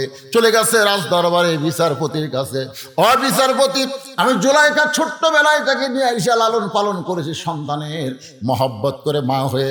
আজকে সেই সন্তান আমাকে অন্দরমহলে নির্যাতন করতে চায়, আমাকে ধর্ষণ করবার চায়, অ্যাটেম্প টু ধর্ষণ। ওগো বিচারপতি শোনেন, আমি ইউসুফের বিরুদ্ধে আপনার কাছে নালিশ করলাম। ইউসুফ আজকে আমাকে ধর্ষণ করবার চাইছিল, আমি বহু চেষ্টা করে ইউসুফের হাত থেকে আমাকে হেফাজত করেছি। সঙ্গে সঙ্গে বিচারপতি বলতে, জুলাইখা আপনি কোনো টেনশন করবেন না, ইউসুফের বিচার হবে, ইউসুফের বিচার হবে। আজিজ মিশর কিন্তু মিশরের প্রধানমন্ত্রী, তিনি পাশেই বসে চিন্তা করতেছেন, আমার ইউসুফ, জোরে কোন সুবহানাল্লাহ, আমার ইউসুফ তেমন কাজ করতে পারে না, এটা জুলাইখার কারসাজি। সমস্ত বিচারপতি বলতেছে আপনি কোনো টেনশন করবেন না, আপনার বিচার হবে। কিছুক্ষণ পর আজিজ মিশর ঘরের মধ্যে এসে দেখে জুলাইখা ড্রেসিং টেবিলের সামনে মুচকি মুচকি হাসতেছে। আজিজ মিশর বলে, জুলাইখা তুমি ধর্ষিতা হয়েছ, কিন্তু ধর্ষণ, তোমাকে ধর্ষণ করবার চাইছিল ইউসুফ, তুমি বিচার চাইলা, আর ঘরের মধ্যে সে মুচকি মুচকি হাসতেছে। জুলাইখা বলে, বুঝবা না, মেয়ে মানুষের চলা কলা তোমরা বুঝবা না। ইউসুফকে নিয়ে আইসে পরদিন, হাজার হাজার মানুষ সবাই চিন্তা করে মাকে ধর্ষণ করবার চাই, যে মা হয়ে লালন পালন করছে। এই নিমক হারামকে এক নজর দেখে আসি। দেখার জন্য সবাই এসে দেখে ইউসুফ নবী দাঁড়ায় আছে, তার চেহারার দিকে তাকায় সবাই চুম করছে। এত সুন্দর মানুষ, এত সুন্দর মানুষ এই অকাম কোনোদিন করতে পারে? সবাই চিন্তা করে এত সুন্দর মানুষ, মাথায় টুপি, মুখে দাড়ি, পরনে জুব্বা, এই মানুষটা নারী নির্যাতনকারী, এই মানুষটা বাড়িতে অগ্নিসংযোগকারী, এই মানুষটা মানুষ হত্যাকারী, এই মানুষটা ধর্ষণকারী। এত সুন্দর মানুষ এইটা কোনো দিন করতে পারে না। জোরে কোন ঠিক কি না? কিন্তু আপনাদের মনে হলে কি হবে? বিচারপতিরা সব ইউসুফের বিরুদ্ধে। জোরে কোন ঠিক কি না? বিচারপতি, প্রধান বিচারপতি বলে, ইউসুফ রে, যে তোমাকে মা হয়ে লালন পালন করতেছিল তাকে তুমি ধর্ষণ করতে চাও, তুমি কেমন নিমক হারাম। ইউসুফ খালি কান্দে আর কান্দে, কিছুই বলতে পারে না, কিছুই বলতে পারে না। বিচারকেরা যখন তদন্ত না করে ইচ্ছা অনুযায়ী বিচার করবে, তখন আসামি আর কি করবে? এমন সময় মায়ের কোলে মাত্র 2 মাস থেকে 2.5 মাসের বাচ্চা, মায়ের কোলে, সোনালাখন সবাই যখন জবান খুলতেছে না, আল্লাহ ছোট বাচ্চার মুখে জবান দিয়েছে, ছোট বাচ্চা কথা বলতেছে। বিচার বলে, কে রে এমন করে কথা বলে? মা গিয়া বলে, বিচারপতি স্যার, এই বাচ্চাটা মাত্র 2.5 মাস বয়স, সেই বাচ্চারা কথা বলে। বিচারপতির সামনে বাচ্চাকে নিয়ে যাওয়া হলো। বিচারপতির কোল থেকে বাচ্চা বলতেছে, ও বিচারপতি, তুমি বিচার করতে গেলে তদন্ত করে বিচার করো, বিনা তদন্তে বিচার করা যাবে না। বিচার করে বলে, কি তদন্ত? ছোট্ট বাচ্চা বলতেছে, তাকায় দেখো, ইউসুফের জামার যদি সামনে ছেঁড়া হয় তাহলে বুঝবা ইউসুফ দোষী, কারণ ইউসুফ জুলাইখাকে ধর্ষণ করবার চাইছিল, আর জুলাইখা বাঁচার জন্যে জামার সামনে ছিঁড়ে ফেলে দিয়েছে। কিন্তু যদি দেখো জামার পেছনে ছেঁড়া, তাহলে জুলাইখা দোষী, ইউসুফ বাঁচবার চায়, কিন্তু জুলাইখা পিছন দিক থেকে ইউসুফকে আটকাবার চায়। এখন ইউসুফের পরনের জামার দিকে তদন্ত করে দেখো সামনে ছেঁড়া না পিছনে ছেঁড়া। এ কথা বলার সাথে সাথে ওই বাচ্চাটার জবান বন্ধ হয়ে গেছে। জোরে কর সুবহানাল্লাহ। বিচারপতিরা তদন্ত করে দেখে ইউসুফের সামনের জামা ছেঁড়া তো দূরের কথা, একটু ময়লাও নাই, একটু ময়লা নাই। আর পিছন দিকে তাকায় দেখে জামা ছিঁড়ে গেছে। সমস্ত বিচারপতি চোখ বন্ধ করে মনে মনে কয়, ইউসুফ তুমি নির্দোষী, ইউসুফ তুমি নির্দোষী। কিন্তু আমরা জবান খুলবার পারতেছি না, আমরা সাহাবত পড়েছি, আমরা জবান খুলবার পারতেছি না। আজকে তোমার বিরুদ্ধে যে বিচার হবে ইউসুফ, এটা আমাকে অন্তর থেকে না, এটা হলো চাপ। এটা কি চাপ? জোরে করে, এটা কি? আমরা চাপত পড়ে গেছি, কারণ প্রধানমন্ত্রীর বউ তোমার বিরুদ্ধে রিপোর্ট করেছে। এখন তোমার পক্ষে রায় দিলে আমাদের বিচারপতিগিরি আর থাকবে না, আমাকে বিচারপতির আসন থেকে তাড়াই দিবে। এই জন্যে কি করব, সবাই চাপে পড়ে জবান বন্ধ করে ইউসুফের তদন্ত করে। হঠাৎ আগে মিশর বলতেছে, এই বিচারপতিরা তদন্তের রিপোর্ট কি? প্রধান বিচারপতি বলতেছে ইউসুফ দোষী। আজি দর্শন করছে, কি তদন্ত করলো না? ইউসুফের চোখ দরদর করে পানি পড়ে আর কান্দার বলে, বিনা দোষে দোষী কইরা আল্লাহ আমায় দিল জেলখানা, আল্লাহ উপায় বলো না। বিনা দোষে দোষী হইয়া ইউসুফ যাচ্ছে জেলখানা। আল্লাহ বলে, কান্দিস না ইউসুফ, জেলখানায় গেলে তোর সম্মান আরো বাড়বে। তোরে কারণ সুবহানাল্লাহ। মাত্র 30 মাস জেলখানায় বন্দি থেকে আমির হামজা বার হয়েছে। এই 15 দিনে প্রায় 15,000 দাওয়াত তার কাছে গেছে। আগে আসছিল 40,000, এখন কয় 1.5 লাখ। এখন কয় লাখ। এখন আপনারা বলেন দাম বাড়িয়েছে না কমিয়েছে? ভালো মানুষকে বিনা দোষে জেলখানায় বন্দি করলে তার সম্মান বাড়ে দেবে। 50 বছর কোরআনে তাফসির করেছে আমার কলিজার টুকরা হুজুর, সে জেলখানার মধ্যেই মারা গেল, হাসপাতালেই মরল, যেখানে মরছে। জোরে কোন কথা ঠিক কিনা? তাকে যদি একবার ময়দানে আসার সুযোগ দিত, জনগণ বুঝতো পাবলিক কারে কয়। ঠিকই তো, জনগণ বুঝবার পারতো পাবলিক কারে কয়। বাংলার এমন কোনো জায়গা ছিল না যেখানে জনগণের জায়গা দিবার পারতো। জোরে কোন কথা ঠিক কিনা? আপনারা বলেন তো, আগের আমির হামজা এখনকার আমির হামজা কি সমান? মাত্র 30 মাস জেল খাটছে, বিনা দোষে দোষী করে জেলখানা থুবা। যতই চেষ্টা করো তাদের দাম কমবে, বাড়বে, কমবে না। তাদের দাম বাড়বে কিন্তু কমবে না।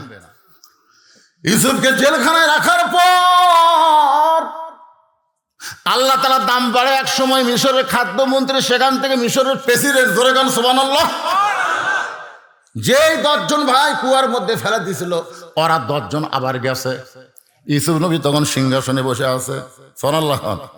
মাগরিবের 3 রাকাত নামাজ, আমি কেমনে সেটা বলার জন্য বলতেছি। সিংহাসনে বসে আছে ইউসুফ, আর ওরা 10 ভাই। জি, ওরা 10 ভাই চোখের পানি নিয়ে বলতেছে, জাহাপনা, আমরা কিন্তু সাধারণ ঘরের সন্তান না, আমরা হলো ইয়াকুব নবীর সন্তান। আমার কার সন্তান? ইউসুফ চুম করছে, ও রে, এরাই তো 10 জন। যেই কইছে ইয়াকুব নবীর সন্তান, তখন ইউসুফ বুঝতে পারছে এরাই তো রে, এরাই তো। আমি কান্দাকাটি করার পর হক ছাড়েনি, হাত পা বান্ধে কুয়ার মধ্যে ফেলে দিছে। এরাই এই শালা 10টাই। মন বলতেছে, লাগা, তোর হাতে এখন ক্ষমতা, তুই মিশরের প্রধানমন্ত্রী, তুই মিশরের প্রেসিডেন্ট, লাগা।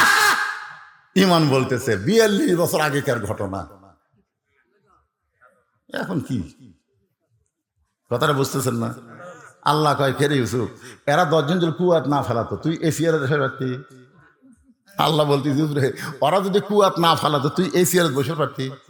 তাহলে চেয়ার বসার জন্য ওরা তো সহযোগিতা করছে। পাগলা, রাগ করিস কেন? বিয়া করছে, বিয়া রাত্রি বইয়ের উপর সন্দেহ। এত সুন্দর বউ, প্রেম ছাড়া আসলো। সন্দেহ করে কিন্তু এত সুন্দরী বউ প্রেম ছড়াইছিল, বিয়ার আগে প্রেম করছে। বউ ছাড়ে বাইরে বেড়াচ্ছে, বাপ কয় কে রে সুন্দরী বউ থুয়া বেড়া ঘুরিস করে, বাসু করবো না আল্লাহ কি রে, উনি যে দুনিয়াতে আছে এমনি এমনি ফেরস্তার আনছে নর বাপ মায়ের মিলনের মাধ্যমে, এটা সহি কথা। আল্লাহ কি তো তুই বাইরে ঘুরিস কেন, বউলে বাসর কর। ছেলে বলতেছে আব্বা সন্দেহ হয়। বলে কি সন্দেহ? বলে বিয়ার আগে প্রেম করছে। বাপ কাছে টাকা বলতেছে বিয়ার আগে কি করছে এই খবর তো কেলিবার করছে, বিয়ের পরে যান না করে। কেন বিয়ার আগে যা করছে করছে, তোর তো তখন বই হয়নি, তো বউ হওয়া আগের কথা ধরিস কেন?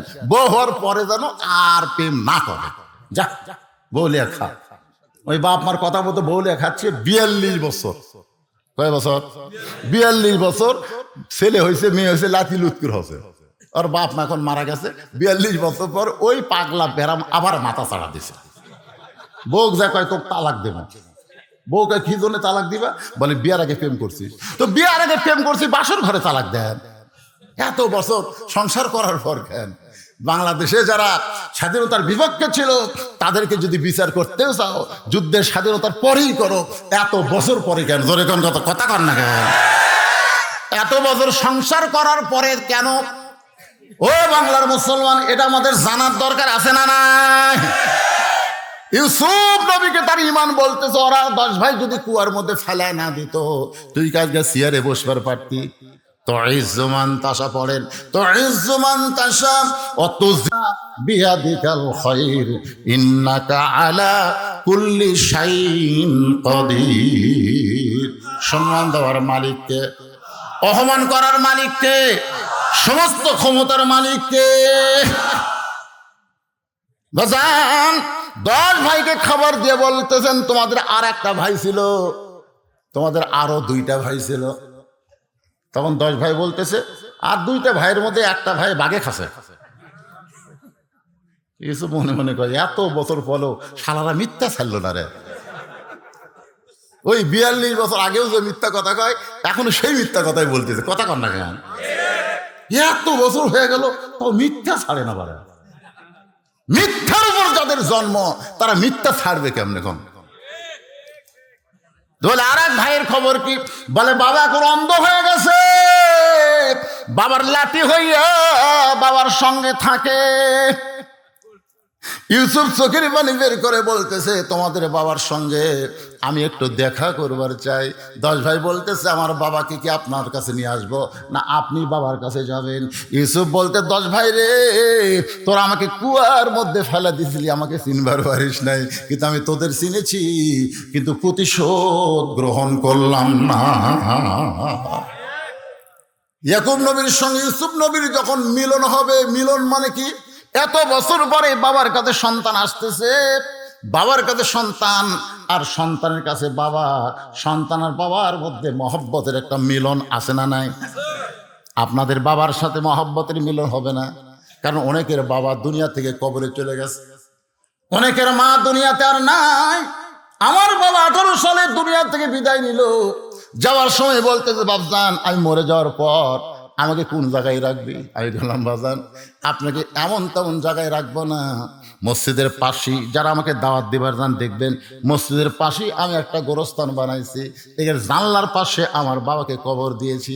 প্রত্যেক বৃহস্পতিবার আমার বাবার জন্য জুমার রাত্রে দোয়া হয়, আর সপ্তাহে 1 খতম কোরআন পড়ে মাদ্রাসার বাচ্চারা এমনি এমনি আমার বাবার কবরে হাদিয়া দিয়ে দেয়। আমি একদিন স্বপ্নে বাবাকে দেখলাম, বাবা মুসকি মুসকি হাসতেছে, আমি বুঝতে পারি নাই যে আমার বাবা মরছে।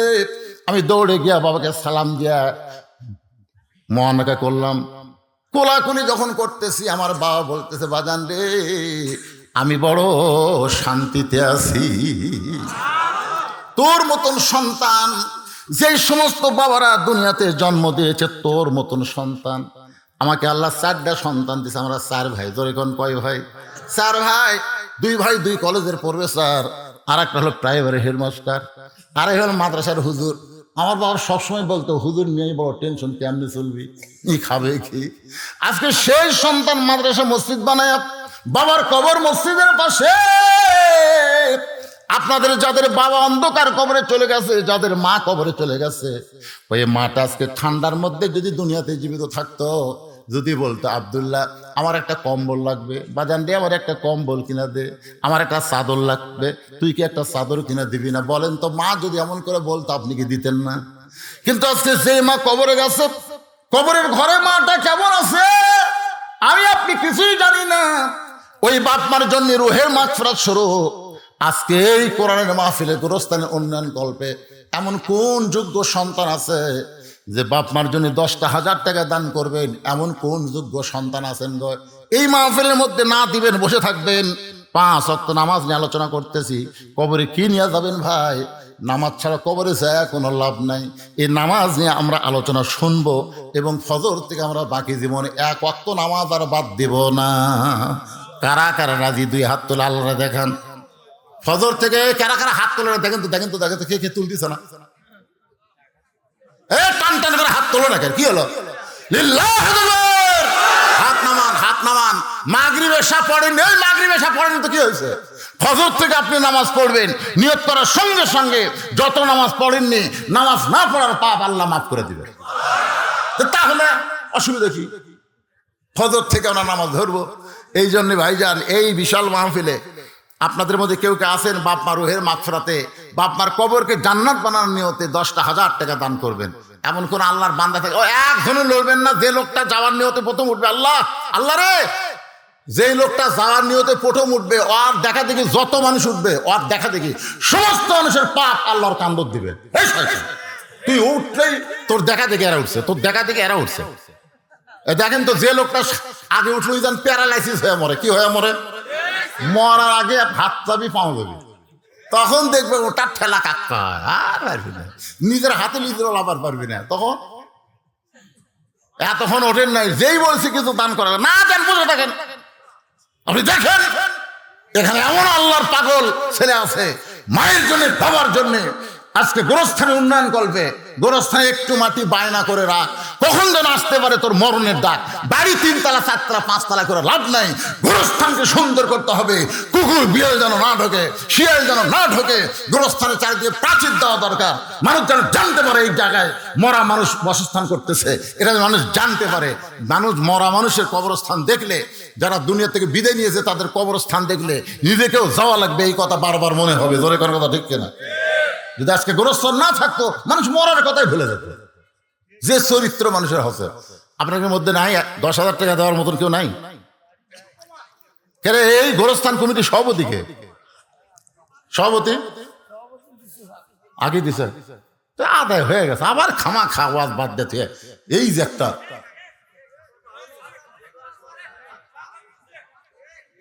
আরে করবই তো, আমি কেউ অস্থির আছে। একটা জিনিস চাইছি ভাই রে, বড় আশা করে 10,000, আপনার 10 জন মিলে 10,000 টাকা দেন, দেন। কিসের ধান হয়নি, এবার দেওয়া লাগবে, আগামীবার দিবেন, এই নিয়তে নাম লেখা দেন। এই 1,000 দিল। এই কোন গ্রামের বাবা? কে রে, কে লিখতেছে? কে?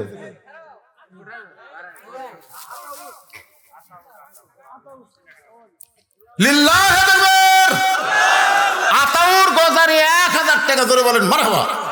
2 নম্বরে কোন আল্লাহর পাগল আছেন? বাপ মা কবরে গেছে, দাদা দাদি কবরে গেছে, বাপ মা রোহের মাগফিরাতে। আমি যে বাড়িতে ছিলাম, ওর নাম হলো বকুল। নাম কি? বকুল মন্ডল নাকি ওরা? মন্ডল। বকুল মন্ডলের মা বাবা 2 জন অসুস্থ। আমাকে বলে হুজুর আমার বাপ মার জন্য দোয়া করবেন। এই বকুল ভাই এখানে নাই, আসেনি।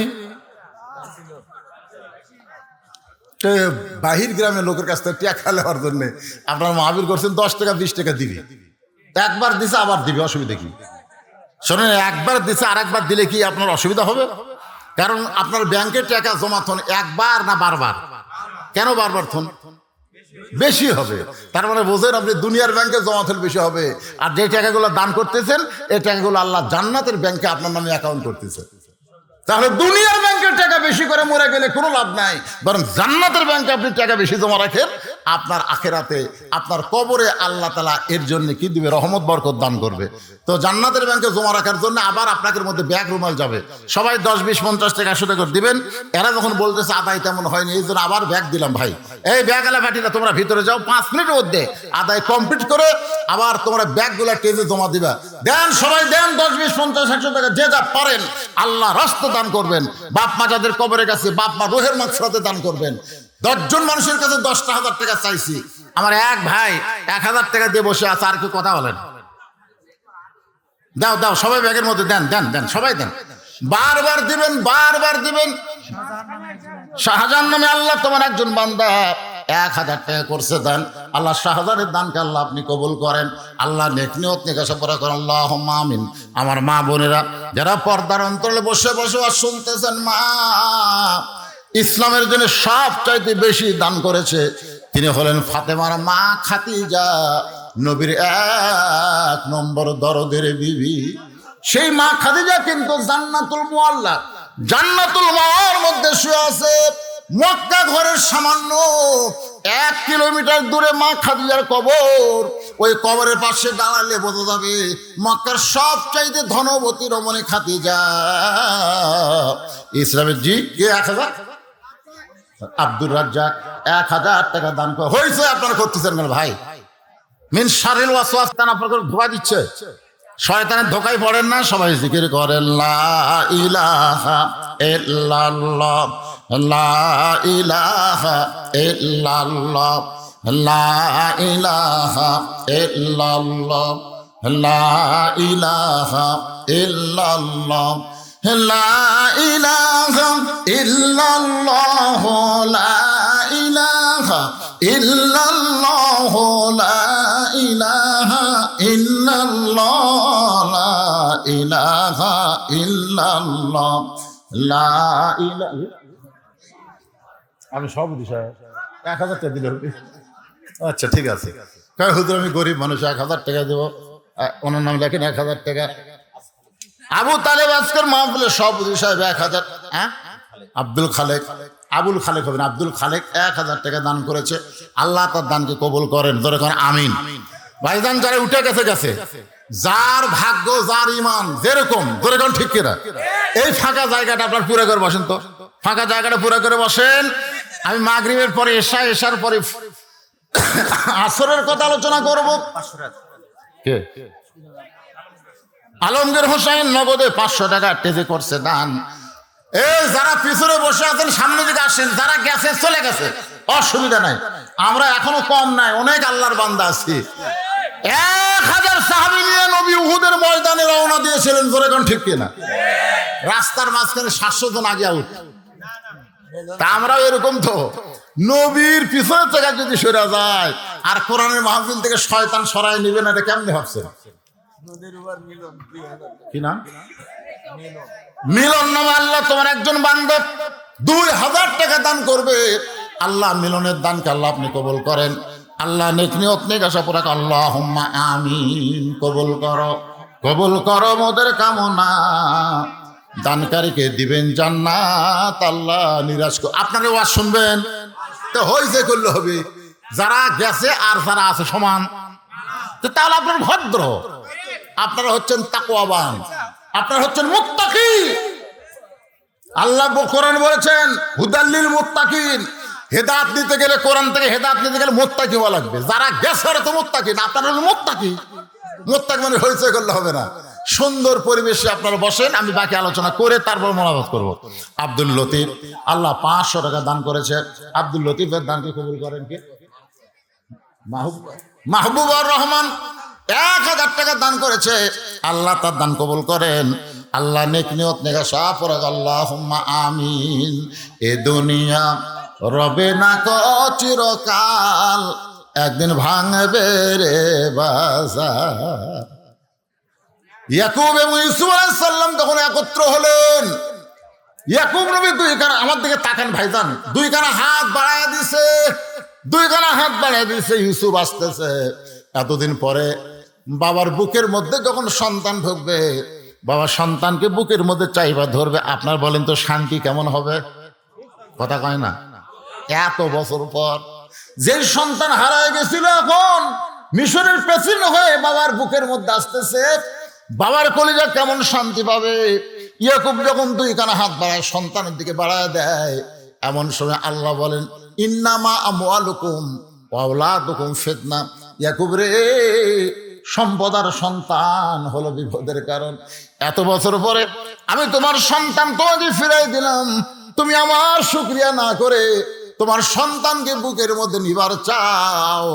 আমি আল্লাহ বেজার না তুমি বাবা হইয়া, তুমি এখন নবী নাই, তুমি হইছো বাবা। জোরে কোন কি? তুমি বাবা হইয়া তোমার সন্তানকে বুকের মধ্যে নিবা, আমি আল্লাহ বেজার না। কিন্তু তুমি যদি নবী হও তাহলে সন্তানকে বুকে নেওয়ার আগে আমার শুকরিয়া আদায় করো। ইয়াকুব আলাইহিস সালাম ইউসুফকে বুকের মধ্যে না নিয়ে শুকরিয়া তার এক নিয়তে 3 রাকাত নামাজ আদায় করে। ওই 3 রাকাত নামাজ আল্লাহর কাছে এতই পছন্দ, নিজের সন্তানকে বুকে না নিয়ে আল্লাহকে শুকরিয়া তার নামাজ হয়ে সেজদা দিল। আল্লাহ বলে হাবিব, ইয়াকুব নবীর ওই 3 রাকাত নামাজ আপনার উম্মতের জন্য মাগরিবের 3 রাকাত হিসেবে দিয়ে দিলাম। আপনার উম্মতেরা মাগরিবের 3 রাকাত নামাজ যখন জামাত আদায় করবে, ইয়াকুব আর ইউসুফ নবীর সম পরিমাণ সওয়াব আমি আল্লাহ তাদের আমল নামায় দিয়া দিব।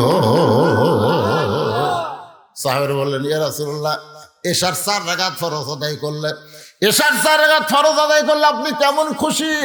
আপনি বলেন তো, রাতের সর্বশেষ নামাজ কি? এশার নামাজ। এশার নামাজ পর্যন্ত আল্লাহ অপেক্ষা করে, আপনি ফজর বললেন না। আল্লাহ কয় এই ফেরেশতা ফজর পড়েনি রে। ফেরেশতা কয় বেনামাজ না, বেনামাজি কইস না, ফজর পড়েনি, জোহর পড়বি।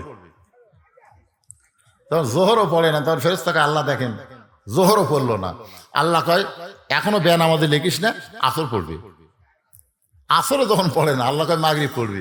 মাগরিব যখন পড়ে না, তখন ফেরেশতাকে আল্লাহ 4টাই গেল, একটা থাকলো। আল্লাহ কয় ওটা পড়বি রে, ওইটা পড়ে তওবা করবি, কাল থেকে আর বাদ দিবি না।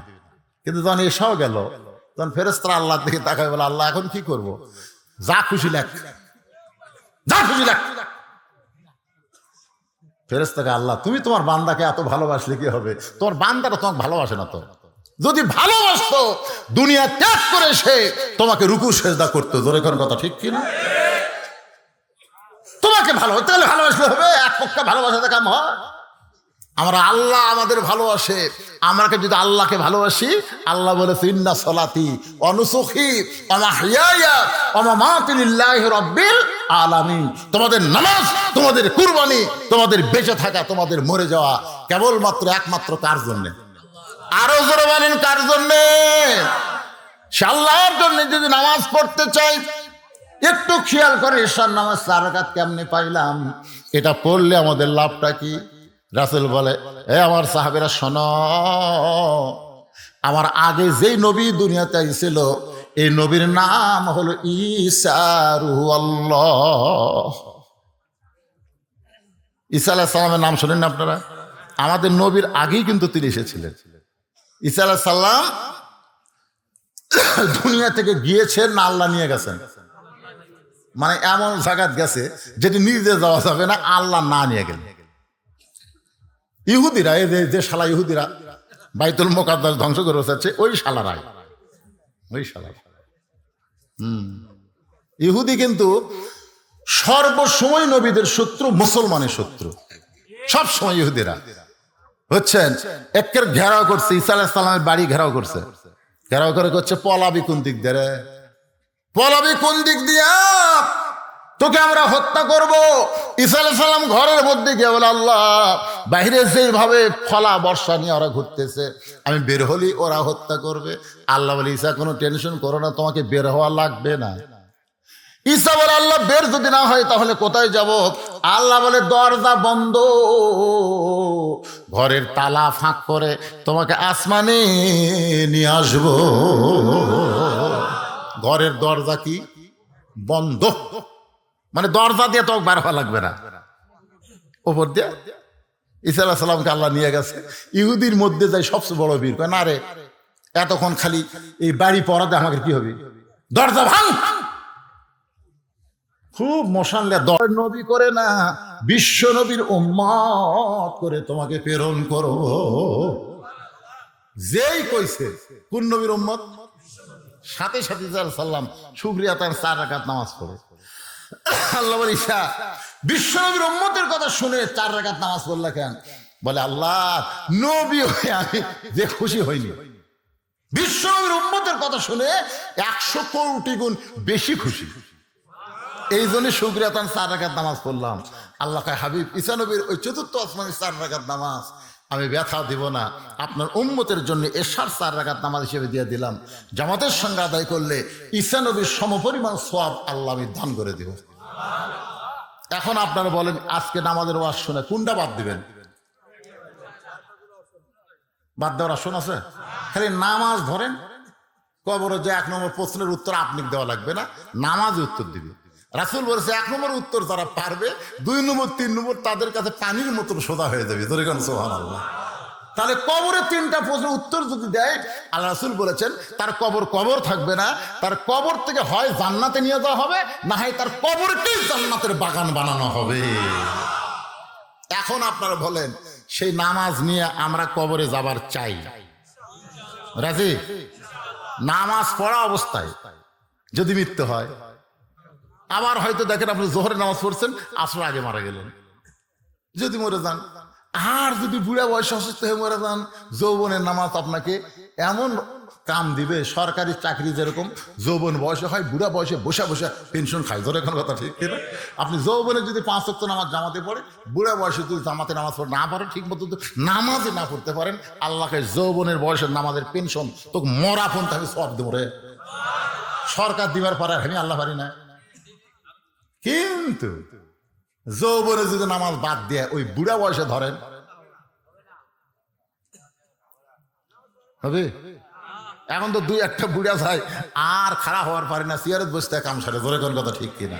তাই আসুন ভাইজান, যে কোনো মুহূর্তে আমাদের মৃত্যু হবে, কবরে যাওয়াই লাগবে। খালি খালি কবরে না নিয়ে যাই, আমরা নামাজ নিয়ে যেন কবরে যাইতে পারি। আল্লাহ আমাদের সকলের জন্য কবুল করুক, সকলে বলে আমিন। আসরের ওইখানে আমি বলেছিলাম, তারপরে যখন শুনতে চান শোনেন, অল্প সময়ের মধ্যে বলতেছি। আসরের 4 রাকাত নামাজ আমরা মুসা আলাইহিস সালামের মাধ্যমে পাইছি। কিভাবে পাইলাম একটু খেয়াল করেন। মুসা আলাইহিস সালাম ফেরাউনকে কলেমার দাওয়াত দিল, কিন্তু ফেরাউন কলেমার দাওয়াতকে গ্রহণ করলো না, বরং মুসা নবীকে আক্রমণ করলো। ফেরাউন তার দলবল নিয়ে মুসা নবীকে যখন আক্রমণ করে, মুসা নবী তখন বলে আল্লাহ, ফেরাউন যে আমাকে আক্রমণ করতেছে, আমাকে হত্যা করতেছে, আমি কি করব? আল্লাহকে খাড়াই থাকি, দৌড় দে। তো মুসা আলাইহিস সালাম দৌড়ানো শুরু করছে। কিছুদিন পরে বলতেছে আল্লাহ, এই ফেরাউনের ভয়ে, দল বলের ভয়ে আমি যদি নবী হয়ে সামনে দৌড়াই, জনগণ কবি কি? ফেরাউন ধাবড়াচ্ছে, মুসা দৌড়াচ্ছে। আল্লাহ কয় মুসা, ফেরাউন ধাবড়াচ্ছে, তুই দৌড়াচ্ছি, এর মধ্যে হুকুম কার?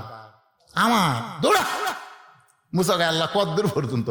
দৌড়া, যেটি গেলে তোর পুরস্কার। আর ফেরাউনের সেই একেবারে সাগরের কিনারা এসে মুসা নবী ব্রেক। ফেরাউন কয় এখন কোন দিক দিয়ে যাবি? এখন কোন দিক দিয়ে যাবি? মুসা বলতেছে আল্লাহ সামনে সাগর, 3 দিকে ফেরাউনের সৈন্য, এখন কেমনে যাব? আল্লাহ বলে মুসা রে, আর একবার সাগরের দিকে তাকায় দেখ। মুসা নবী তাকায় দেখে আল্লাহ তাআলা লোহিত সাগরকে 12 লাইন রাস্তা বানায় দিছে। 12 লাইন। কয় লাইন? এই যে সিরাজগঞ্জ থেকে আমাদের বগুড়া আসতেছে, কয় লাইন? 8 লাইনে হবে এখন, আপাতত 4 লাইন চলতেছে। তাই বাড়ি ঘর ভাঙ্গা, দোকানপাট ভাঙ্গা খালি গুঁড়া করে দিচ্ছে। জোরে কথা ঠিক না? আমি একদিন আফসোস করতে যা রে, এই দোকানগুলো সব ভাঙ্গা দিল, এই হোটেলগুলো সব ভাঙ্গা দিল। এক দোকানদার করছে, হুজুর আমার দোকানের দাম হচ্ছে 2 লাখ টাকা, আছি 22 লাখ। কঠিন অবস্থা। দেখেন একটা সামান্য রাস্তা করবার যায় সরকার এত টাকা খরচ করতেছে, আর সাগরের মধ্যে 12 লাইন রাস্তা। আল্লাহর খরচ কত? আমরা এমন একজন আল্লাহর গোলামি করি, খালি হুকুম করলে হয়ে যায়। সরাল্লাহ দেখা মুসাকে বলে যাও। মুসা এই 12 লাইন রাস্তা দেখে যখন রওনা দেয়, রাস্তার মাঝখানে গিয়ে বলে মাবুদ, তুমি আমার জন্য সাগরকে রাস্তা বানায় দিলাম, আমি শুকরিয়াতান তোমাকে সেজদা দিবার চাই। এক নিয়তে সাগরের মাঝখানে 4 রাকাত নামাজ আদায় করে। ওই 4 রাকাত নামাজ আল্লাহর এতই ভালো লাগে, উম্মতে মুহাম্মাদের জন্য আসরের 4 রাকাত ফরজ হিসেবে দিয়ে দিছে। ওই আসরের 4 রাকাত ফরজ নামাজ কেউ যদি জামাতের সঙ্গে আদায় করে, মুসা নবীর সমপরিমাণ সওয়াব আল্লাহ দান করে দিবে। ফজর থেকে কিন্তু শুরু করা লাগবে। রাজি আছেন? কবরে কোনো টেনশন করবেন না, কবরে কিছুই হবে না। নামাজ দিয়ে খালি ঢোকেন। আপনি জানাজা যদি নাও দেন, জানাজা লাগবে না, কারণ নামাজে আপনাকে জান্নাতের দরজা পর্যন্ত হয়ে আসবি, তাহলে তো ঢোকা নাকি ওটাও কি ঢুকে দেওয়া লাগবে? তখন নামাজি বলে, আমি তুই কি মনে করিস নামাজ আপনার বল নাই। ইতিমধ্যেই বুঝলেন জান্নাতের দরজার দিকে নামাজিরা তাকাবি। তাকে হয় রে একের জান্নাত বাড়ে, খট্টস করে বসে গেছে। আল্লাহ বলতেছেন, অসিকাল্লাযীনা তাকাউ রাব্বাহুম ইলাল জান্নাতি যুমারা। এই ফেরেশতারা, এই যারা বসে তুলা মার ধাক্কা। তখন এই নামাজি করে আল্লাহ তুলে ফেরেশতারা ধাক্কা মারবি, এক ধাক্কা তার এক দরজা, ওই লটস করে বসবি। কে ভাই বসলি, কে জান? এই পাগলা, তোমাদেরকে বরণ করার জন্য আল্লাহ 70,000 দরজা বানাছে। একটা করে ধাক্কায় একটা করে দরজা পাড়ি দিয়া জান্নাতের মধ্যে যখন ঢুকবে, আল্লাহ বলবেন, সালামুন আলাইকুম তিবতুম ফাদখুলুহা খালিদিন। দুনিয়ার সমস্ত কাজ কাম বাদ দিয়া আমার 5 ওয়াক্ত নামাজ যারা হাজরা দিলা, আমি আল্লাহ তোমাদেরকে পুরস্কার স্বরূপ এই জান্নাত দিয়া দিলাম। একবার প্রবেশ করো, ফাদখুলুহা, খালি একবার ঢোকো, খালিদিন, চিরস্থায়ী তোমাদেরকে জান্নাত দেওয়া হলো। সেই জান্নাতে যাওয়ার আশা যদি থাকে, ফজর থেকে আমরা শুরু করবো ইনশাআল্লাহ। আল্লাহ কবুল করুক। আস্তাগফিরুল্লাহ পড়েন, আস্তাগফিরুল্লাহ রব্বি মিন কুল্লি জামবি ওয়া তুবু ইলাইহি লা হাওলা ওয়ালা কুওয়াতা ইল্লা বিল্লাহিল আলিয়্যিল আযীম। জি, জুম্মার নামাজ ওই আমার বানিয়াজান 40 পড়া আছে, ওটি হবে এক জায়গাতে সব আছে। তারপর আবার 29 তারিখেও আছে আপনাদের। হ্যাঁ, ও আচ্ছা আচ্ছা, এরা বলবো। আচ্ছা ঠিক আছে, আচ্ছা ওটাও বলবো, বানিয়াজান 40 পড়ার। আর ওই এরা বলাই লাগবে, এটা না বললে ক্ষতি। সেটা হলো কোন দিক হয়ে নামাজ পড়ছে। হ্যাঁ হ্যাঁ, এটা বলা লাগবে। আপনার যেটা শোনা লাগবে সেটার কথা খেয়াল নেই, ও নামাজ পড়ার কথা খেয়াল থাকে না, অন্যগুলো খালি শুনবে। আয়েশা আলাইহিস সালাম, আয়েশা রাদিয়াল্লাহু তাআলা আনহা, আমাদের উম্মাহাতুল মুমিনিন, 3বার নবীকে দেখছে 9 বছরে। কয়বার? তো নবী কি আর স্বামী কি, এই জিনিসটা আমি আপনাদের শোনাও, বিশাল ফ্যাক্টর। এটা আপনাদের সামনে আলোচনা করবো যদি আল্লাহ হায়াতে রাখে। তো যাই হোক, এই যে কেবলামুখী হয়ে আমরা, এই কেবলাটা আসলে কি? আমার দয়াল বাবা কেবলা কাবা, আমার দয়াল বাবা কেবলা কাবা, আয়না কারিগর, আয়না বসাইয়া দিছে কলবের ভিতর। হুজুরি কলব ব্যতীত করছেন কালো নামাজ তোর হবে না। হাদিস আছে বিস্তারিত, হুজুরি কলব ব্যতীত করছেন কালো নামাজ তোর হবে না। তবে কেন গাও জোয়ারি, মানুষকে দেখাও নামাজ পড়ি, ও তোমার সিদ্ধ বীজে সুফসল হবে না। আজ কেন আল্লাহর নামাজ ধরতে পারলা না? পশ্চিম পূর্ব উত্তর দক্ষিণ এটা কোনো বিষয় না, বিষয়টা হলো নামাজ। জোরে করার কথা ঠিক কিনা? খুব খেয়াল করবেন। আল্লাহ রাসূল কিন্তু মাঝে মধ্যেই ওই কাবা ঘর তাওয়াফ করতে করতে এরকম আঙ্গুল তুলতেন। সাহাবায়ে বলতেন, হুজুর এটা কি? লব্বাইক আল্লাহুম্মা লব্বাইক, লব্বাইক লা শারীকা লাকা লব্বাইক, ইন্নাল হামদা ওয়ান নিমাতা লাকাল মুলক লা শারীকা লাক। জোরে কর সুবহানাল্লাহ। আবু বকর বলে, হুজুর আঙ্গুল। রাসূল কয়, তোমার চোখ নাই? তোমার চোখ নাই? তাকাও। আবু বকর রাদিয়াল্লাহু আঙ্গুর বড় তাকায় দেখে বাইতুল মামুর। বাইতুল মামুর বরাবর তাকায় থাকে আল্লাহর আরশ। আপনারা কি মনে করছেন? আপনি যে মসজিদে নামাজ পড়তেছেন, এই মসজিদ কাবা ঘর পর্যন্ত, কাবা বাইতুল মামুর, বাইতুল মামুর আল্লাহর আরশ পর্যন্ত একটা নেটওয়ার্ক নামাজের মাধ্যমে ক্লিয়ার হয়ে যায়। জোরে কর সুবহানাল্লাহ। কিন্তু আমাকে নামাজের নেটওয়ার্ক নাই, খালি ঘড়ি দেখা। আল্লাহ বলেছেন, আস্তাইনু বিস-সবরি ওয়াস-সালাহ, নামাজ পড়বার গেলে ধৈর্য লাগবে পাগলা। খালি যে ছটফট করলে নামাজ হবে না, একটু ধৈর্যের দরকার আছে না নাই? জোরে কর আছে না নাই? আল্লাহুম্মা আফতাহলি আবু রহমাতিক, এই দোয়াটা পড়ে তুমি ডান পায়ে দিয়ে যে ঘরের মধ্যে ঢুকলে, এই ঘর কি তুমি জানো? এই ঘর কি তুমি জানো? এই ঘর হলো রহমত। আল্লাহ রহমতের কোলে উঠলে তোর এখন সুবহানাল্লাহ। আর ওইখানে গিয়ে তুমি বারবার ঘড়ি দেখো, সময় মতো মুয়াজ্জিন ঠিক একামত দিবে, জামাত ঠিকই হবে। তোমাকে পাগলামি করে অতবার ঘড়ি দেখা লাগবে না। তোর এখন কথা ঠিক কিনা? ঘড়ি যদি দেখবার চাও, ওই বাজারে যায় ঘড়ি দেখো। শয়তানের আড্ডাখানা বেশিক্ষণ আমার থাকা যাবে না, তাড়াতাড়ি আমার বাড়ির যাওয়া লাগবে। তোর এখন ঠিক কিনা? যেখানে ঘড়ি বারবার দেখা লাগে সেখানে দেখো না, আর মসজিদের ঢুকলে খালি ঘোড়া রোগ ধরে। আল্লাহর কাবা ঘরের ভিতরে যখন কেউ ঢুকবে, অথবা কাবা ঘর যখন হবে না, তখন ওই জায়গায় কেউ যদি নামাজ পড়বে, তাহলে তাকে পশ্চিম দিকে নামাজ পড়তে হবে। কারণ সূর্য পূর্ব দিকে উদয় হয়, পশ্চিম দিকে সেজদা দেয়। সেজদা গিয়ে বলে, আল্লাহ আগামীকালকে উঠবো।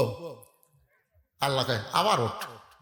সূর্য কয়, আল্লাহ যে নাফরমান, সূর্য আলো পায় এরা যে নাফরমানি করতেছে, আর নয় না উঠি। আল্লাহ কয় তোর অত লাগে কে? যতদিন জীবিত আছে হয়তো কোনো একদিন তওবা করে, একদিন কলেমা পড়ে আমি আল্লাহর কাছে ফিরে আসবে। যেরকম সুবহানাল্লাহ। একটা বান্দা যদি কয় আমি একটা সিনেমা হল বানাবো, যতক্ষণ পর্যন্ত না বানাবে ততক্ষণ আল্লাহ পাপ লিখবে না। আর কেউ যদি বলে একটা মসজিদ বানাবো, নিয়ত করার সাথে সাথে আল্লাহ সওয়াব দিবে। আল্লাহ এত দয়াবান, ভালো কাজের নিয়ত করলে সওয়াব, আর খারাপ কাজের নিয়ত করলে পাপ হবে না, ওই কাজ করলে তারপরে পাপ। আমার কথা কি বুঝলেন? লা তাকনাতুন মির রাহমাতিল্লাহ। ভাইজান, এই যুবকেরা, আর নামাজ ছেড়া দিও না বাবা। যে কোনো সময় আমাদের মৃত্যু হবে। নামাজ, আল্লাহ রাসূল শেষ ওয়াক্ত নামাজের কাহিনী আপনারা সবাই আল্লামা সাঈদ হুজুরের মুখে শুনেছেন, যে মা আয়েশার কোলে উরাতের উপরে মাথা দিয়ে নামাজের দৃশ্য দেখতেছেন, চোখ দিয়ে দর দর করে পানি পড়তেছে। আয়েশা বলতেছে, ইয়া রাসূলুল্লাহ, আজকে আমার বাবা এমতি করতেছে, আর সাহাবীরা তার পিছনে কাতারবদ্ধ হয়ে দাঁড়িয়ে গেছে, আপনার মেহরাবে আমার বাবা দাঁড়াইছে, আপনি এই জন্য কাঁদতেছেন। আল্লাহ রাসূল বলে, আয়েশা, এই কান্না কোনো দুঃখের কান্না নয় আয়েশা, এই কান্না হলো আমার জীবনের সুখের কান্না। যে নামাজের জন্য তাইফের ময়দানে রক্তাক্ত হয়েছে, যে নামাজ পড়তে গিয়ে আবু জেহেল উটের মরা উটের পচা ভুড়ি আমার পিঠের উপর দিয়েছে, নবী নামাজের শেষ দাঁত গেছে, আবু জেহেল কয়েকজন মিলে ধরে একটা জায়গার নিয়ে আল্লাহ রাসূলের পিঠের উপর উঠাই দেয়, গোটা উটের পচা ভুড়িতে নবীকে আর দেখা যাচ্ছে না। একজন লোক গিয়ে ফাতেমাকে বলেছে, ফাতেমা, তোমার বাবাকে আবু জেহেল এইভাবে। ফাতেমা তখন খুব ছোট ছিল, দৌড়ে এসে ভুঁড়ি ধরে টানতেছে, কিন্তু ফাতেমা পারে না। ডাকতে বলে, আল্লাহ, আমার বাবার মতন ভালো মানুষ দুনিয়াতে নাই, সেই বাবার সঙ্গে এমন ব্যবহার কেন করে? আল্লাহ তাআলার রহমত সাহায্য করে। জোরে কান সুবহানাল্লাহ। নবী সেজদা থেকে উঠে কাবা ঘরের কাছে গিয়ে কান্দে, বলে, বাবু গো, তোমার নামাজের সেজদায় আমার পিঠের উপর যারা ভরি দিয়েছে, এদেরকে তুমি ধ্বংস করে দাও। ফাতেমা চমকে ওঠে, যেই কইছে ধ্বংস করে দাও। আবু জেহেল, উতবা, শাইবা, ওলীদ বিন মুগীরা, এরকম নাম ধরে ধরে নবী গর্দা করলেন। বদরের যুদ্ধে ওই শালারা সব শেষ, এক শালাও না। আজকে যারা নামাজ পড়ে না, আযান দেওয়ার পরেও নামাজের খেয়াল যারা করে না, এরা হচ্ছে বেনামাজি আবু জেহেলের বংশধরের লোক। জোরগণ কথা ঠিক কিনা ভাই? এত কঠিন কথা বললাম এই কারণেই, মান তারাকা সালাত মুতাম্মিদান ফাকাত কাফারা। বুখারী শরীফের হাদিস, ইচ্ছা করে একক তো নামাজ যারা বাদ দিল, এরা আল্লাহর সঙ্গে কুফরি করলো। নাউযুবিল্লাহ, কন্যা খায় না। এটা কি আমার বানানো কথা? বুখারী শরীফের কথা। তো তাই আজকে আপনারা মনে কষ্ট নিয়েন না। কিছু লোক হয়তো শুনতে চাইছিল মা ফাতেমার কবরের কথা, আমাকে বলছিল, হুজুর কবরের গোরস্থানে ওয়াজ, একটু ফাতেমার কবর কান্দে কাঁদে কান্দে কান্দে বহু ওয়াজ করছি, কাম হচ্ছে না। বক্তাও কান্দে, শ্রোতারাও কান্দে, কান্দে কান্দে থুয়ে যায় ওই কান্দার মতন। ছোট্ট একটা দৃষ্টান্ত দিয়ে মনোরোধ করবো, শুনবেন? কোন কান্দা? ওই কান্দা। এক টোপলা খাবার নিয়ে এক লোক যাচ্ছে, যাওয়ার সময় দেখে একটা ক্ষুধার্ত কুকুর রাস্তা দিয়ে যাচ্ছে, লড়বার পারতেছে না। মানে কুকুরটা এত ক্ষুধার্ত, দুর্বল হয়ে গেছে, পা পিছনে পড়ে যাচ্ছে, আবার উঠতেছে, মানে ন্যাঙ্গল ভ্যাঙ্গল করে হাঁটতেছে। লোকটা খাবার টোপলা থুয়া কুত্তার পা ধরে বলতেছে, বাবা কুকুর রে, তুই না খায় খায় মরে যাচ্ছিস রে। দেখেন ওর টোপলার মধ্যে কি আছে? খাবার আছে, কিন্তু খাবার থুয়া ওই কুত্তার পা ধরে কাঁদছে, কুত্তা রে, তুই না খায় মরে যাচ্ছ রে। তখন আর একজন চিন্তা করে, কিন্তু কুত্তার পা ধরে কাঁদতেছে, এটা মানে বরকতের কুত্তা হবে। ওই আর পা ধরে কান্না শুরু করছে। কুত্তা কয়, আল্লাহ আমার যে শক্তি আছে এই শক্তি দিয়ে তাও কোনো জায়গায় খাবার পাইতাম, কিন্তু এই দুই শয়তান যেভাবে আমার পা ধরলো আমি তো লোক বাড়ি পারতেছি না। আর একটা লোক রাস্তাতে আসতেছে আর বলতেছে এটা বরকতের কুত্তে হবে। পাও ধরে যখন কান্দিছে আমিও কান্দি। ওই এক পাও ধরে কান্দিছে, আর এক লোক আসতেছে বলতেছে জাগরি একটা পাও এখনো বাকি আছে। ওইও পা ধরে কান্না শুরু করছে। কয়দিন হলো? আর একজন আসে কয়, হ্যাঁ পাও তো শেষ, কি ধরি তাকে নেওয়া আছে। কুত্তা জন্মের সোতা শুতিছে, আমার আর বাঁচার বুদ্ধি নেই। এরা যে হারে কান্দিতে আমার মেরে হেলতে হবে বাঁচানোর জন্য লাগে। ইতিমধ্যে এক লোক এসে দেখে, কুত্তার পা ধরে কান্দো কেন? এই তুই লাশ ধরছু কে? আমার আগে এরা চারজন ধরছে, আমিও ধরছি। কি জন্যে? ও এরা ধরছে, আমিও ধরছি। তুই কেন পা ধরলি? আমার আগে তিনটা ধরছে। ছাড়। সর্বোত্তম যে ধরছে তাকে বলতে, ভাই তুই তো এই ধরার কাম শুরু করলে, কারণ কি? বলে কুত্তা না খায় মরে যাচ্ছে, তোর জগৎ পড়ে না? তোর না খায় মরতে যে কানতেছি, টোপলার মধ্যে কি? টোপলার মধ্যে খাওয়া, কোথায় লাগলে আমি খামো। দোকান থেকে একটু কুত্তা সামনে দিলি তো খায়। ভাই কান্দা বড় সহজ রে, কিন্তু টোপলা খোলা যাবি না। আজকে আমাদের অবস্থা হয়েছে তাই, কান্দা বড় সহজ রে। ফাতেমার কথা কয়, আয়েশার কথা কয়, হাদিজার কথা কয়, জীবনে বহু কান্দালাম, কিন্তু টোপলা খুলবি? তা আমরা কি সেই কান্নার কানবো? অরিজিনাল কান্না নামাজের ভিতরে আমরা কাঁদবো। তাহাজ্জুদের সময়, নামাজের সময়, ইয়্যাকা না'বুদু ওয়া ইয়্যাকা নাস্তাঈন ইহদিনাস সিরাতাল মুস্তাকিম কানবেন। ইহদিনাস সিরাতাল মুস্তাকিম সিরাতাল লাযীনা আন'আমতা আলাইহিম গায়রিল মাগদুবি আলাইহিম ওয়ালাদ-দাল্লিন। আমিন। মদিনা তো কান্না দেখছি, মক্কা তো কান্না দেখছি। ওরা নামাজের ভিতরে কান্দে, নামাজের বেড়া কান্দে না। কারণ নামাজের মধ্যে কান্নার সাথে সাথে চোখের পানি আল্লাহর দরবারে কবুল হয়। কানবেন, সবাই কানবেন। আল্লাহ সবাইকে তৌফিক দেখ। আল্লাহুম্মা আমিন। আল্লাহুম্মা আনতাস সালাম ওয়া মিনকাস সালাম তাবারাকতা ইয়া যাল জালালি ওয়াল ইকরাম। আয় আল্লাহ তাআলা, অনেকদিন পর ধুনুটির মধ্যে ঢুকে আল্লাহ ঘন্টার পর ঘন্টা তোমার কবরের পাথেও নামাজকে নিয়ে আলোচনা করেছি। আল্লাহ মেহেরবানি করে আজকের আলোচনা বক্তার শ্রোতা সকলের হেদায়েতের জন্য কবুল করে নেন। কঠিন তীব্র শীত, কঠিন শীতকে উপেক্ষা করে আরামের বাড়ি, আরামের ঘর, আরামের বিছনা বালিশকে, ল্যাপ তোষকের মহব্বতকে উপেক্ষা করে এই খেড়ের মধ্যে বসে বসে তোমার যেই পাগলেরা ঘন্টার পর ঘন্টা ওয়াজ শুনল, আল্লাহ আজকের আলোচনা সকলের জন্য হেদায়েতের মালা হিসাবে কবুল করে না। আল্লাহ যারা কষ্ট করে মেহনত করে অতি অল্প দিনের মধ্যে হাজার হাজার টাকা খরচ করে এই জান্নাতের বাগান লাগাইছে তোমার গোরস্থান নয়ন কল্পে, আল্লাহ মেহেরবানি করে তাদের চেষ্টা সাধনাকে কবুল করো।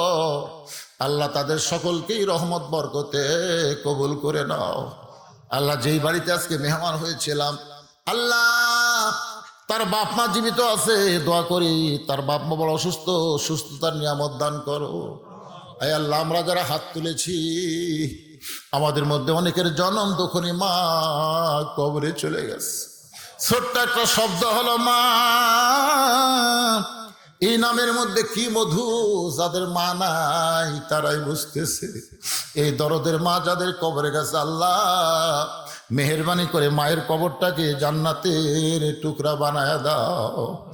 বাবার বাড়ি ঘর সবই আছে, আমি সহ আমরা যারা বাবা হারে এতিম হয়ে গেছে, আল্লাহ মেহেরবানি করে বাবার কবরকে জান্নাতের টুকরা বানায় দাও। আল্লাহ আমাদের দাদা দাদি, নানা আত্মীয় স্বজন, শ্বশুর শাশুড়ি যাদের কবরে চলে গেছে, আল্লাহ কবরবাসীদের মাফ করে দাও। আল্লাহ এই গজারিয়া গোরস্থানের যত মুর্দা শুয়ে আছে, আল্লাহ যারা কবরে আছে, আল্লাহ সকলের কবরকে জান্নাতের টুকরা কবুল করো। আমার মা বোনেরা যারা পর্দার অন্তরে বসে বসে আলোচনা শুনেছে, আবিদা সালিয়া পর্দা নিশি কবুল করে মা ফাতেমার চরিত্র দান করে দাও। আল্লাহ গোরস্থান কমিটির সভাপতি, সেক্রেটারি, কেশিয়ার সদস্য যারা কষ্ট করে মিলেমিশে টাকা খরচ করে জান্নাতের বাগান লাগাইছে, আল্লাহ তাদের সকলকেই জান্নাতি মানুষ হিসেবে কবুল করে নাও। আল্লাহ গোটা বিশ্বের মুসলমানকে হেফাজত করো, খাস করে ফিলিস্তিনের মুসলমানকে আল্লাহ তুমি হেফাজত করো। ইসরায়েলকে ধ্বংস করে দাও আল্লাহ। এই পৃথিবী তোমার আল্লাহ, পৃথিবীর মানচিত্রে ইহুদিদের আমরা গন্ধ চাই না আল্লাহ। ইহুদিদেরকে তুমি ধ্বংস করে, ধ্বংসের কথা তুমি বলেছো, তাব্বাত ইয়াদা আবি লাহাবি ওয়া তাব। ধ্বংসের কথা কে বলেছেন? আল্লাহ। আবু লাহাবের হাত ধ্বংস হয়ে যায়। তা আল্লাহ যখন ধ্বংস চায়, আমরা তাই তোমার ঘরকে যারা নাফাক করতে আসে, তোমার ঘরকে যারা নষ্ট করতে আসে, এই ইহুদিদেরকে তুমি ধ্বংস করে দাও। সবাই করো আমিন। ইহুদিদের আল্লাহ তুমি ধ্বংস করে দাও। দুনিয়াতে থাকবে, তোমার অক্সিজেন নেবে, তোমার রেজেক খাবে, আর তোমার ঘরকে ওরা নাপাক করবে। আল্লাহ, হাজার হাজার ফিলিস্তিনি মুসলমান নর নারীকে ওরা হত্যা করেছে, শিশু বাচ্চাদেরকে ওরা হত্যা করেছে। ওদের মধ্যে কোনো মানবতা না, পশুর চাইতেও জঘন্য। আল্লাহ, প্রায় 19,000 ফিলিস্তিনি মুসলমানকে ওরা হত্যা করেছে। যারা দুনিয়া থেকে চলে গেছে আল্লাহ তাদের সকলকে তুমি শহীদি মৃত্যু দিও। আল্লাহ, যারা হাসপাতালে অসুস্থ অবস্থায় আছে, আহত অবস্থায় আছে, আল্লাহ তুমি তাদেরকে সুস্থতার নিয়ামত দান করে দাও। আল্লাহ, গোটা পৃথিবীতে মুসলমানকে এক হওয়ার তৌফিক দাও আল্লাহ। আর বাংলাদেশের প্রতি রহম করো আল্লাহ, আর বাংলাদেশের প্রতি খাস রহমত করো আল্লাহ। খাস করে অত্র এলাকার প্রতি তুমি রহমত বরকতের দরজা খুলে দাও আল্লাহ। কত মানুষের জানাজার নামাজ আমরা পড়েছি, এই 2 হাত দিয়ে কত কবরে আমরা মাটি দিয়েছি। একদিন আমরা মরে যাব, যেদিন আমাদের মৃত্যু হবে দিনটা যেন জুমার দিন হয়, মাসটা যেন রমজান মাস হয়। ইমানের সাথে ইজ্জতের সাথে এই দুনিয়া থেকে বিদায় নেওয়ার কালে আমাদের জবানে জারি করে দিও লা ইলাহা ইল্লাল্লাহু মুহাম্মাদুর রাসূলুল্লাহ সাল্লাল্লাহু